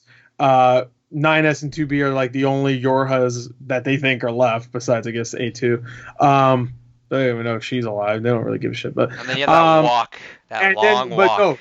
But yeah, that long walk. But you also have the part right before that where she's fighting all the other infected Yorhas. But then she like makes it so that 9S doesn't die. Because yeah, her whole thing is about 9S. She has to kill 9S. Yeah, and that's the one time where she saves 9S and gets him away. Which is so great. Let me get this straight. Let me pull this part. 9S gets killed because he knows too much. Yes. 9S did so they keep because that's the fault about scanners. Is right, that but they keep him around because he's so good at finding other stuff that he's still beneficial. But they get rid of his memory because he's so good. That's what I figured. So he's so good. She's killed 9S probably a lot because in the beginning of the game you get the sense that 2B already knows 9S and 9S doesn't know 2B. Like when 9S introduces himself to 2B, 2B's kind of like yeah, okay, like she already knows who he is, obviously. Right. But 9S doesn't know who she is because he died and whatever. Right. But I was trying to connect that. So yeah, so it's because like scanners are so good, they're like, all right, they're fucking good, so keep them around because they're good, but also get rid of them too. Yeah, because that was the whole thing, is the machines wanted to go ahead and just get as much research data as possible. Yeah, well, that's also, like, they can get rid of them because they could just replicate them anyway. And their skills are the same, I think. Really quick, just side quick before we go back to the 2B's death. Another thing that fucked me up was seeing all the robots just jump in the lava. Oh, yeah. Walking by and I was walking through there, and initially I was starting to fuck them up. Then I'm like, wait a second, why are they all standing on the edge there? It's like, oh, that one too. When that side mission where you have to keep hacking the robots, and there's like, I don't know, I don't really feel anime. And then you get that one where just the ones that are just like on top. Yeah, they're on the high spots. Yeah. That was. It's pretty deep game. Pretty consider you play as a girl that you can explode her skirt and just walk around. So what the fuck do you? I don't get. So how do you do that? I didn't even look into it. You have to press both of the. Oh, so that means you didn't do the A2 Berserk mode either. That means I did. You have to press. Oh, you did? It's the same. Yeah, it's the same input. Yeah, it's the same thing. You just explode instead of turn into a rage demon. So it's the same thing. I kept turning that off, thinking that was going to be some sort of like weird little funny thing at the end. Oh no, there is a funny thing though. One of the endings. With the self-destruct? Yeah, because you could take off one. You could just remove your chip and. Yeah, but I thought that was gonna be something because they made a point where you keep like, hey, we keep these on for a reason. And you know what made it funnier, ironically, when I had to watch the 2S version of it or the 9S version of it, where it had a recording of it. It's like you just see you being an asshole, like, nope, turn it off. Yeah. Nope, turn it off. Don't want it. Anyway, sorry. So 2B death. Let's go back to that and let's stick on that. All right, so yeah, the long walk, like you mentioned earlier, when she's just like being corrupted by the logic virus, and she's just like going, walking slowly through the sewers. It's a long walk, walking yeah. slow. I got caught in one part where the enemy started beating my ass. So I was like, no, I'm just walking slowly, and there's like these enemies fucking me up. So I'm just like, this sucks. And there's moments where you get like your double jump back. So I'm just like, oh, please give it back to me. And like the last second before I was about to get my ass destroyed. I mean, I had plenty of healing items, but still, I got my double. I was like, oh, good. I need to get the fuck out of here. But yeah, it's a long walk. I hate that segment so much. There were so many times I was trying to get through that, and then fucking one of the big fuckers would punch me all the way down the goddamn hole, and I'm like, I gotta climb all the way that never back. happened to me. Yeah, I mean, I only got attacked once by a group. I went. I think I got attacked. I think I just got through. Yeah, everything. You probably went just a better route, but I went one route because I kind of got mixed up, and I was actually scared because it's doing that timer thing. So it's just like you better hurry up. So I was just like, fuck, I'll go this way. You know what? That makes sense. I think I hit a really good route because it didn't match up with what my percent was. Because like, Virus hitting it 60%, all right, and then eventually Virus hitting it 80%. I'm like, all right. Then 3 seconds later, Virus 90%. I'm like, what? It's like, yeah, it just jumped right up. Yeah. So you got a good route. But yeah, no, that's a great moment, the 2B death, because it's like 2B is the face of the game. She's a very popular character now. She's in fucking Soul Calibur, which I'm in now. Yeah. We playing that. But you're not expecting her to die in what is essentially the intro of the game. Technically, it's like the beginning of the actual game at that point, because we said the first 2 routes are really the intro. Yeah, which is wild, right? That the beginning of the game is literally like the last third of the game. Yeah. So she dies. And I'm like, all right, she'll come back somehow, and I guess she does. But not really like in the capacity you think. No, she's dead. She gets killed, and 9S is fucking pissed. And the anime moment. Where it's like, I'll kill you. Hate you. Yeah, there's plenty of anime moments. Game. Nah, never mind. I was gonna say, but David's not gonna get it. Never mind. No, go ahead. No, I was gonna say, does the voice actor sound like Akechi in Persona at all? I thought it was for a second. I had to look it up and it wasn't. It did sound a little bit like Akechi. But it just sounded because it was kind of anime. You're talking about for 9S, right? Yeah. Akechi no, for 2B. I don't know who Akechi is. Yeah. I played Persona 5 10 hours, and that was 3 years ago. It's a character you meet later on. No, 5, yeah. Never mind. Wow, fake. He didn't even know. He played the I was thinking of Adachi. Shut up. Fake He played gamer. it twice. Fake gamer. And then then you hit that moment, and you see 9S looks up, sees the sword, and nines, and then boom. Yeah. And you're like, this 9S boy, he gonna go crazy. My memories and stuff. He gonna go crazy. These are my memories when she hands the sword to A2. I was like, oh, so good. Love this game. It's fucking great. So 9S wasn't like that. I love how convenient it was that A2 lost the hair right then too. Yeah, it was a little weird that she did. She purposely cut it. But why? Because she took over 2B's memories in her sword, so she's like, all right, well, it's a very Japanese thing. You honor an oath by going ahead and cutting her hair. But she's an android in the future. Why would she know that oath? Why would she care? Later on, also she wasn't really humanoid later on, like that. You find out she doesn't know shit. She's kind of stupid because like the pod's like, you should really do this. And I'm like, I don't know what the fuck you're talking about. Dude, I loved how A2's like character arc in Route C was so well done. Even though like you would think from like if you just saw the beating from point A to point B, you're like, that's gonna be hard to pull off because she's sassy and she hates everything, and all of a sudden to be like the most caring for sure. And dude, I loved her interaction with the pod was fucking incredible. Yeah, I love the pod just gained so much after that. I like at the end too, where he's just like their last interaction was just like, you know what, Pod, you're okay. Like the Pod's worried about her dying or whatever. And he's like, you're okay, Pod. And again, I want to pull off the fantastic shot where it was A2 and 9S on there. It felt a lot like the Goliaths.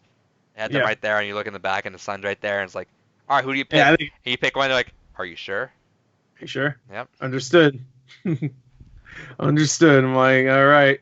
And then, of course, you can go back. And I went back. The A2 ending is really really good too, because it's abrupt because it kind of ends really quickly after she sacrifices herself. I love when the music cuts. I love how the Yeah. music just crescendos and then just.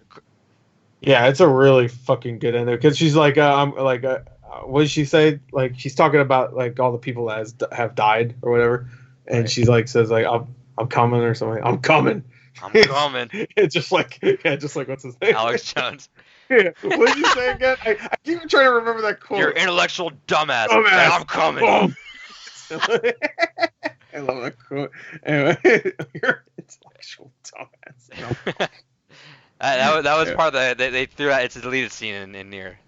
Yeah. Oh yeah, we got that. That was the secret. That was another secret ending to the game. Because that was like, I was honestly waiting for almost kind of like something kind of Pulp Fiction-y as a quote in there, just because like when you're having the fight against the machines, with their big personifications with each other, and Pod 42 is just like, yeah, why don't we just go ahead and just kind of like overload them by causing replication and constantly just kind of spawn by just not fighting them. And she's like, I swear she's about to say, English motherfucker, do you speak it? She's like, I don't understand anything you're saying. Just don't kill. Terms. I don't know what "don't kill" means, you dumbass. Dumb. You dumb. Yeah, when she said that, she's kind of stupid, but she's a combat unit. She wouldn't be smart, right? So, yeah.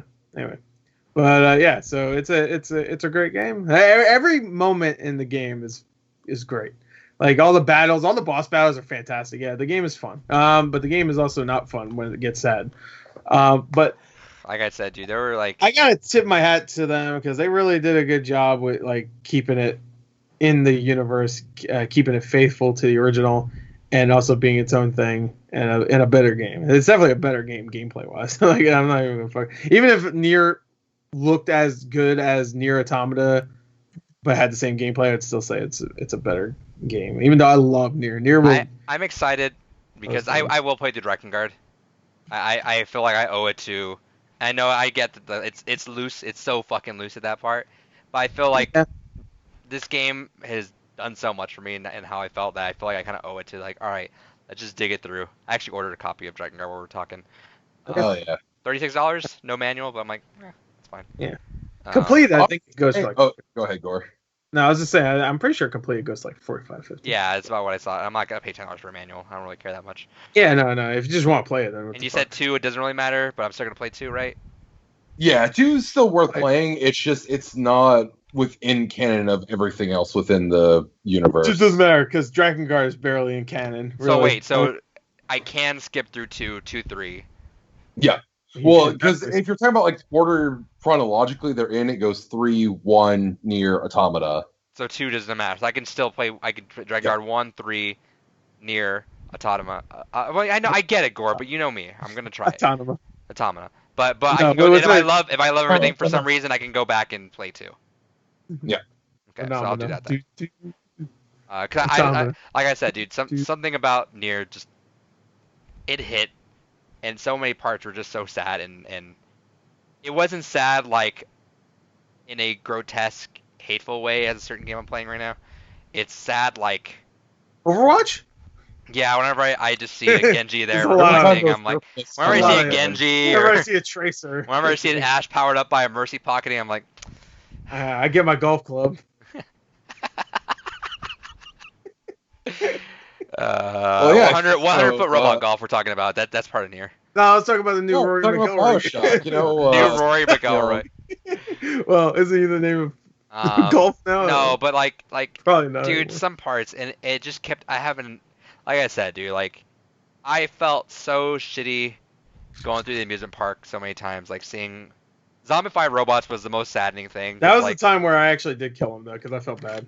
Yeah, I kind of felt that too, but in the back of my I was head, just like they're like, help me. I'm like, this is the best way I could do it, bro. It's like, kill him quick. Yeah. Also, there's a great place there to grind. So.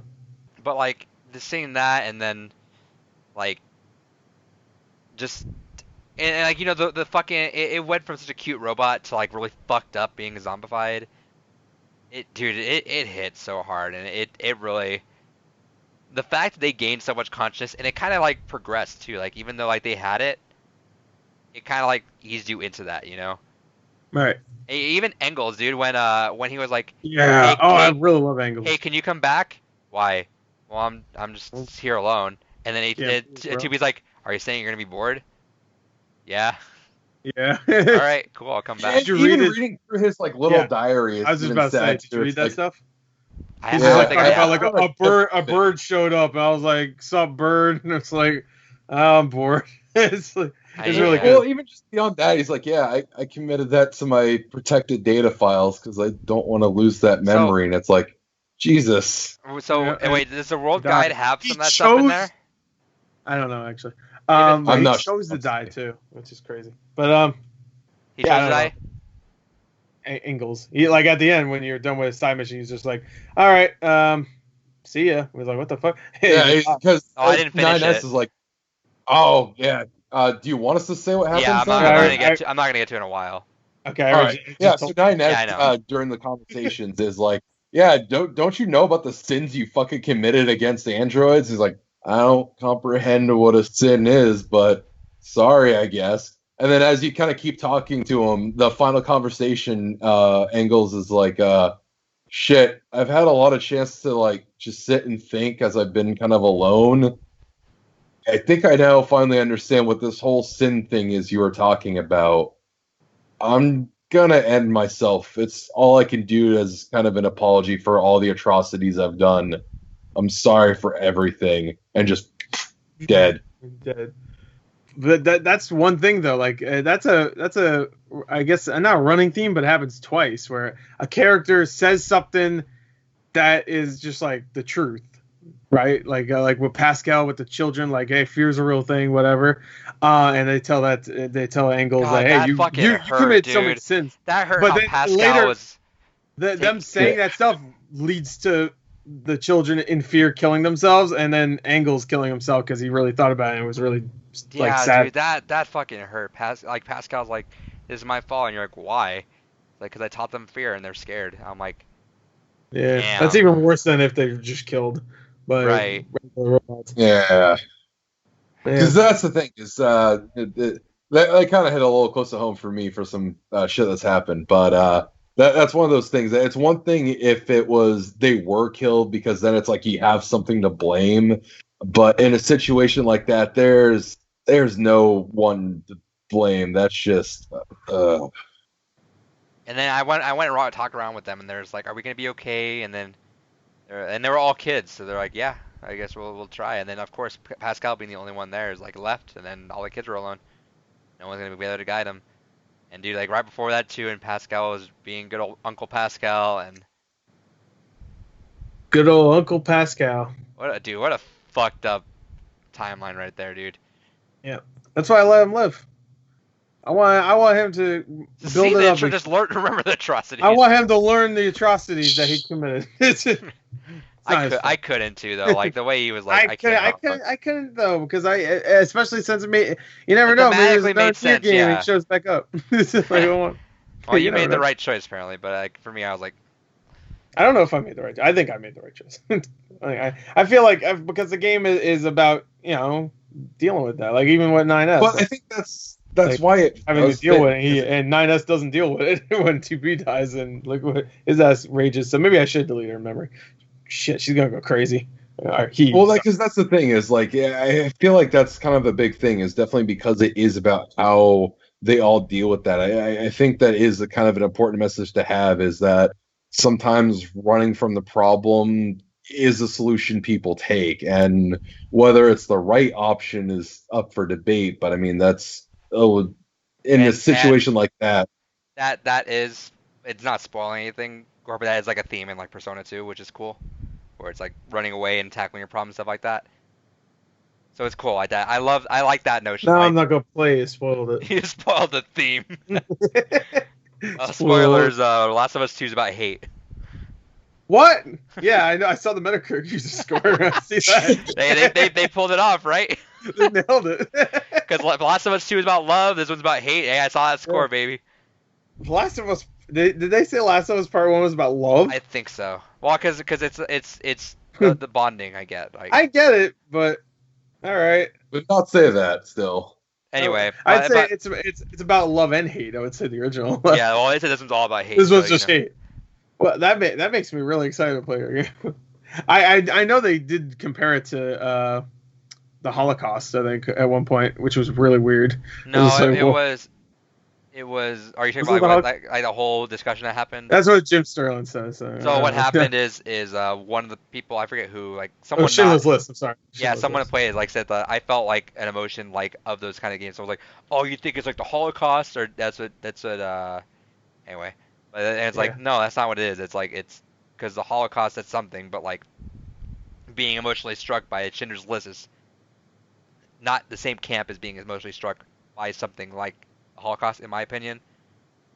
Sure. I mean, it's about the Holocaust. Yeah, but being like struck emotionally. And even though it's a movie about something that actually happened, a real person, still a movie. It's still a movie. Yes, that's what he was trying to say. But that's what he was trying to say. People that jumped on him were trying to say like, oh, well, you're saying you feel that same way about the Holocaust? It's like, no, it's about a piece of art. Yeah, it's related. Yeah. It just happens to be related. Anyway, yeah, like no one can say Schindler's List. We said our point on that. But, everything about Schindler's List actually happened. I don't know. I'm sure some of it. Nobody knows exactly what happened in Schindler's List. Yeah, I'm genuinely curious though, because this game I think nailed nihilism in such a profound way that could easily fucking fall off the it could have the problem with nihilism and people that sort of like try to like incorporate into art, it's very easy to fall one way of that. It's so easy to be like it's easy to be like you overthink it and you're so nihilistic that it's just like, well, that's a lot.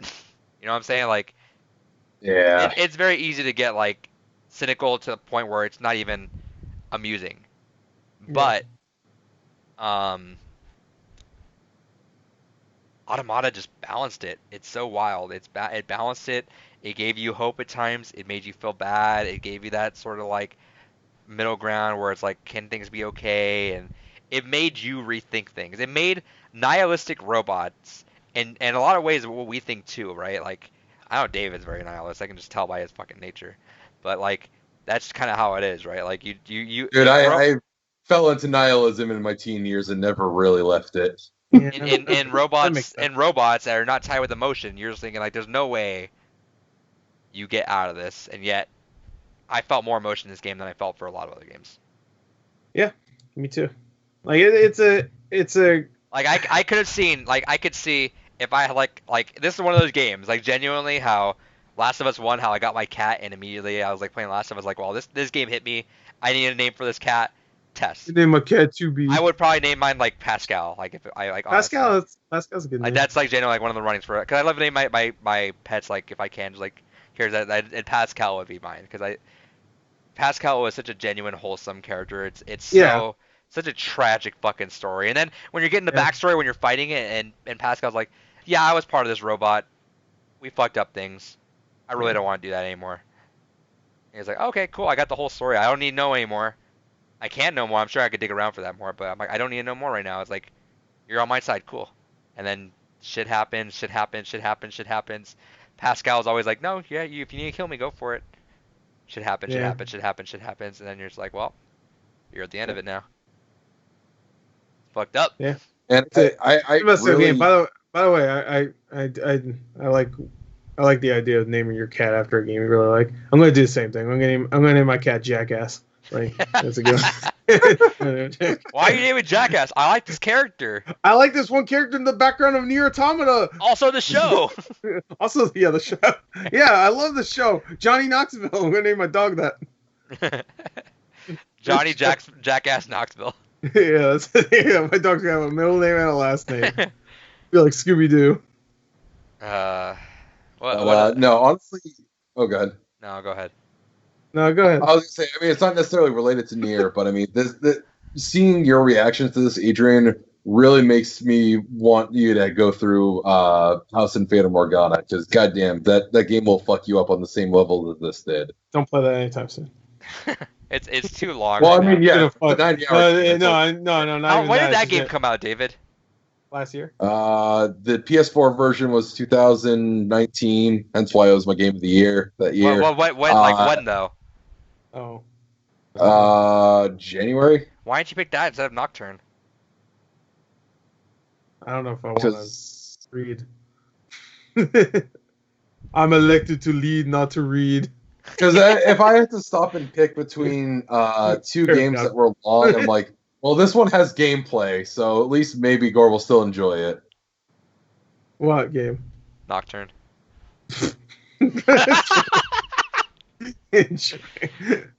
Oh god, I'd rather read my own death certificate than.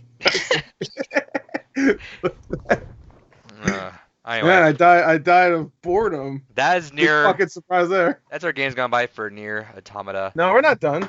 Oh, what else? I think Casey actually made the perfect point. What? He goes, he didn't pick it because he didn't think of it until Adrian said it. No, I thought about it because I was thinking for next year, but I'm like, this is 90 hours. We're going to be instituting the new rules. This is never happening. I'll end up doing that on my own eventually. Yeah. Anyway. Let me know if you go through it because I want to know your thoughts as you go along. Yeah, also, you probably want physical, and that fucking doesn't that cost a lot? I have it physical. The limited run was like. But how about me? If you find out, let me see. Let me look on eBay really quick. I found it for like 60. I will say they are doing a Switch run for that in the near future. There you go, Gore. So. There you go, Gore. I just have to wait 5 months for them to ship. There you go, Gore. I'm not done. 5 months for fucking shipping. That's it for. I mean, we're not gonna get to it until then anyway. I mean, I'm still waiting on my Panzer Dragoon fucking. I'm waiting for them to fucking do Papers, Please. When the fuck is that happening? Fucking right. It's been over a year. I've been waiting for that because like, this is the last Vita game. Like, all right, cool. I'll fucking buy it. When the fuck is it? Game, please. No, the last PS5 game will be out by the time that comes out. What the fuck? Vita 2. Vita 2. Yeah. Anyway, anyone else have any final thoughts that you want to go through with this? If there was ever a game that we did for Games Gone By that I was like, this is definitely a game everyone should give an open mind to and go through and play, this is probably that game. If anyone's in here listening that has not played this game, sorry, but also, I'd just say this. I think this is a good game to go into, even though it breaks one of my rules where I hate playing sequel games without playing the original. Like that's like a weird pet peeve of mine that I hate just doing. I did it with Mass Effect 2, worked out with me because fuck Mass Effect 1's gameplay, even though I want to play it eventually. Yeah, Team Gore. I don't know why Gore's the head of that team, but Mass Effect. I have a certain rule about that, but I know this one was kind of differentiated enough. I didn't hear people say like, oh, you have to play NieR 1. And it kind of stood out to me. I know it does not. I feel like it would have been good. It does not look like the original NieR. It's got its own. No. So I was like, all right, it's connected up. I know I'm gonna love it. Kind of the character models kind of look like NieR a little bit, but like if NieR came out in 2017, besides 2010, on a limited budget by a different studio. Right. But like it was far enough away that I was like, all right, you know what, fuck it, and I could not be happier. I am so head over heels over this game, this world. I'm excited. I just want any sort of feed I can have of this, and if it needs to be me finding a fucking one sentence phrase in a prior game in Drakengard, because Drakengard does not look like my type of game. I already looked at that. I'm like, I'm sure it's fun, but it's not like my type of game. But I will fucking do it because I'm like I've NieR Automata. Very much a hack and slash. Yeah, but when I looked at it, I'm looking at my list because I kind of want to go back to it when we do our game capsule. We did with our top 5. My top 10 is going to look wild now because I think NieR is definitely on there. Like, I'd be very I'm putting NieR in my top 5 now. I'd be very hard pressed to find NieR not on my list because I felt more emotion in this game than I have for some games that are my top 5 that I was broken over. Like, What Remains of Edith Finch broke me in a way. Yeah. Automata, like, did that, but, like, for 45 hours. Yeah. Where I was like... I get you. Yeah, no, again, not discrediting because I definitely love those games, but like, it's so beyond words. Like I finished the game and I usually do a quick like a tweet about what I thought of the game, and I was like, there's like very little words I can say right now. Like I need a break. I need to take a day, just unwind and unpack that. Need to play Last of Us Part 2, a fun game. Need to fucking be pissed. Yeah. But yeah, like that's my phrase of it. What do you guys have to say? I loved it. I really did. I thought it was great. I was glued to the game for the last week or so. because I played the majority of it in the last week. Once you get into the groove of it, it's hard to put down. Yeah, it is. It's a fucking really fun game. Like we're talking about the story a lot, but the game itself is really half fucking hack fun. and slash, half like shoot 'em up. It's great. In a way, it's almost so like yeah. And the way they add that, and the original NieR was kind of like that too, but it didn't do it like this. This game really balances it like perfectly, where it feels like it's you're like shooting one enemy over there and you're killing one over here. You can do that in the original NieR, but that laser where you're just like, all right, line them up. The laser I love. I never picked anything other than laser. Honestly, I didn't. Yeah, actually, I love Mirage. Missiles the most. Mirage is my favorite one. Mirage, that's the most anime one you can do, where it just creates a circle around and you just like zip around and start slashing people. I gotta do that one. I love that one because you lure a bunch of people into you, and you have like 7-8 guys around you, and you go, all right, watch this shit, guys. And you just like swipe them all dead, and they all explode at the same time. It's really good. Like when I go my playthrough, do a like fresh start, I'm gonna go through and do. I'm gonna fuck around with like faster cooldowns and do all that because auto heals were so good. Like not to the point where it was like kind of broken, where I'm like, all right, I'm good. Yeah, it's good stuff. But yeah, anyway, so you loved it. It was fun and. Yeah, I loved it. The original NieR I played back when it first came out. I love it. I actually have a review for the original NieR. I think I gave it like a 9. It's great. I can't wait to play the sequel one day. It says Gordon. Yeah, I can't wait until the sequel comes out 7 years from now and I skip it for 3 years. Yeah. Whatever. Anyway, it's just like, I love the original. I was very excited for a sequel, but it took me a little while to play, and I'm very happy I did. It was great. Love the story. I think it's very deep and emotional. Characters are instant classic characters. They're not just like the tropes too.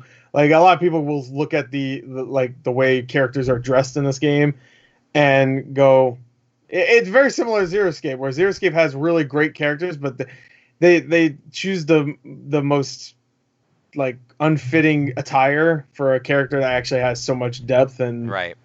Yeah, it's way crazier with Zero Escape than it is with NieR. I'm sorry, like fucking 999, you just see bam. Yeah, like no, not even 999. Like that one's bad, but fucking Zero Escape Virtue's Last Reward, where she's just literally wearing just a like necklace and that's it. It's like whoa, bam. All right. Yeah, it's like bam. Go bow. I cannot wait for eventually one of us to get through David to get to the Zero Escape series because damn, he's gonna love that. Yeah, I've been honestly because I'm trying to plan out my games gone by for season 2, and I've been toying with the idea of throwing one of those on there. Yeah, they're long games. We will have to. I'm gonna say we're gonna. I gotta edit Undertale still. I've been procrastinating so hard. David keeps forgetting to remind me, and I just keep remembering when I don't want to do it. Yeah. If I get them separate more, I'll start. I mean, I can separate them if you. Yeah, I need that, but I also need the audio because I think these do well in audio. I think these do very well in audio, so I'm gonna make its own audio podcast directory as well. We can do that. That way people can just like skim through and because at this point we have how many episodes? Like we're gonna have 18 in the next 2 months, and I think that's a juicy enough slice of a show for us to be like, all right, well we can. Yeah, I still need to also get everything fully uploaded to the main channel again, so that way when I put out my Evercade, we have the full backlog for everyone to go through. Anyway, any final thoughts? Final thoughts before you end everything out. This game's a masterpiece. Fucking go play it if you haven't already. If you haven't already, what the fuck did you listen to us talk about it all this long for? But yeah, no, absolutely fantastic. Play the game. Do it now. Don't fuck around. Vote Def Jam. Fight for New York. Fight for New York. And also, I just want to end this by saying,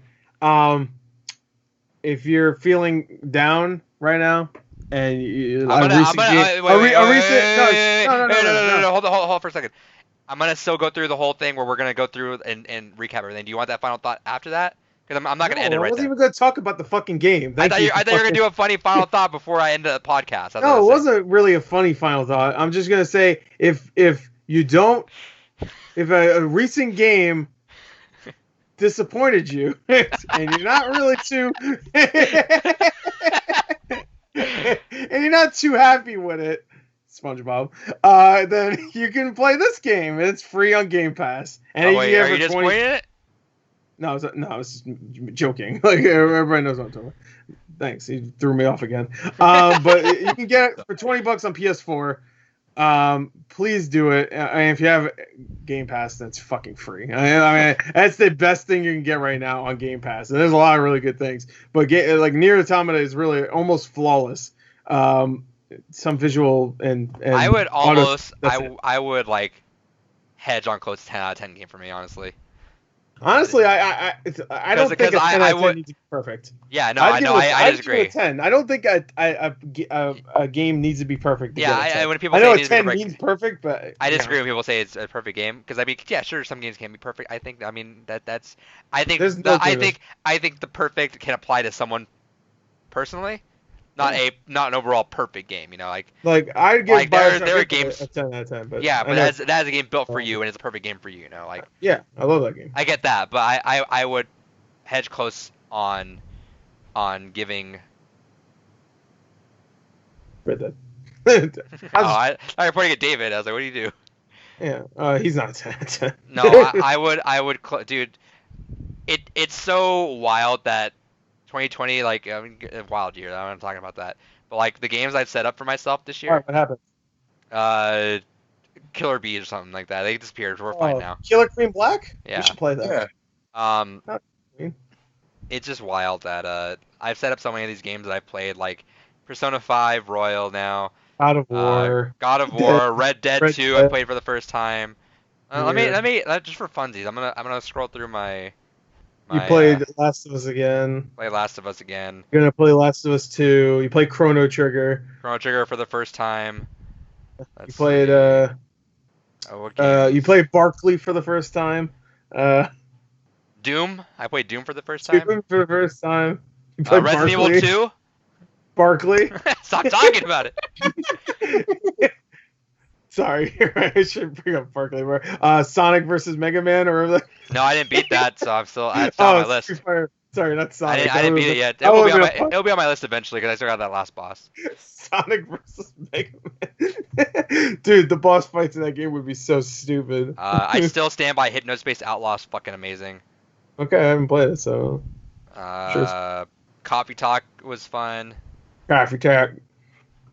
Resident Evil 3 and 2, Last of Us. I still, even though it wasn't the best, I think Final Fantasy Remake was still fun. Chrono Trigger. It's wow. We're only halfway through this year. Yeah, and you've played a bunch of games that didn't even come out this year. Royal did. Yeah. Two games you played that you liked this year, right? I guess you loved, but Persona 5 Royal is still. It has a lot of new stuff. I get it. I do. Well, again, I've said this, but Persona 5 Vanilla, not top 10 game. Fuck that game. Persona 5 Royal is top 3 game. Wow. Like that content at the end is like what brings it home. I think it's a lesser game without that content now. Shin Megami Cook. No wonder you love Nocturne. That David Big Nocturne. Yeah, no wonder you love Nocturne. I can see in your fucking eyes, you fucking traitor. I think even David could tell you this, that Nocturne is not going to be like Persona at all. No, I know. It's gonna be boring. It's gonna have I honestly just want to play it for the music. That's kind of it right now. Honestly. No, the music's terrible too. It sounds like Atari shit. It's terrible. It's like beep boops and that's it. It's horrible. What, you upset? Persona 3, I gotta play that. Yeah, play that. I would have played that. I would have played that. But no. What was that face? Now we're fucking with David. We're excited to play Nocturne. No, I'm not. I'm not fucking with David. Don't fucking put words in my mouth. So, yeah, that's it. But man, this has been a wild year for games gone by so far, and we're not even done yet. So next month, Gore coming in hot with Shadow of the Colossus. Oh yeah. That is our July 31st game. David coming in controversially hot with Shin Megami Tensei 3 Nocturne in August 28th. And then September 25th, it's either going to be Def Jam Fight for New York, Detroit Become Human, or My Friend Pedro. It's a good little mix of games we have there. Yeah. Well, I don't know. If you want to put that poll up now. Yeah, I go probably ahead will. and do that. So if you're watching stream, go check Gore's page. Yeah, I will. I'll link that on Twitter too, and we'll have that poll out. And usually it's kind of decided by the first day, so you don't really need to see too much. So by the time you listen to this episode, if you're watching live, this will be up by noon your time. So if you're watching this live, go check that out. Do that poll so that way you guys we'll kind of have an idea during me and Gore's stream watch party tomorrow night what game we'll be playing. And after that, it's season 2. Hell yeah! Hell yeah! It's going to be interesting. And I think go ahead. I think we'll do the order for season 2 during the Shadow of the Colossus episode. That way, in case whoever's doing an October episode needs a little bit more time to give us a heads up, because we will have a couple months just in case. It's not going to be that long, but that way we just have a good idea of what we're going, then we can plan ahead. Yeah. I can't wait to Green play Super Flash says, I know what I'm voting for. It better be fucking NieR. And there are Gore more excited to lose in his life. Yeah. It's because I virginity. Something that everyone loves. Yeah, that's true. No one heard mine. I heard you. I got you, Gore. Okay, good. I didn't hear you. His virginity, he wants to lose. What was the third game? Oh, that's my game. Detroit. That's how much he doesn't care anymore. Yeah. I wanted to keep up with the PlayStation fanboy route, so I kept picking up PlayStation. People can shut the fuck up about you, Vigo. Even though I think it's on Steam now, isn't it? Detroit. Yeah. Or Epic Game Store, or whichever one. I don't fucking know. Yeah, now everybody hates it. That's the shit. It's only good with I do Horizon 1 before Horizon 2 still. That's okay. Alright, there you go. Alright. Alright, it's up. Once again, if you like this and you watched on YouTube, hit us with that like. Hit us with the comments if you liked some of the stuff we did here. Didn't like some of it too. We will also. I'll let you guys know. I'll let you guys preface at the beginning of Blue Rubies next week. Remind me. BRP. Is it right, or is it what is Blue Rubies podcast? BRP at bluerubies.com. Yes. That will be our new email we'll use for Games Gone By impressions. So in case you're not with us in the stream, if you want to talk some thoughts and give us some heads up we can read on the podcast and give us some other impressions, give us what other people thought. We'll start doing that. It'll be kind of like, we'll kind of revamp a little bit more for season 2, make it a little more inclusionary.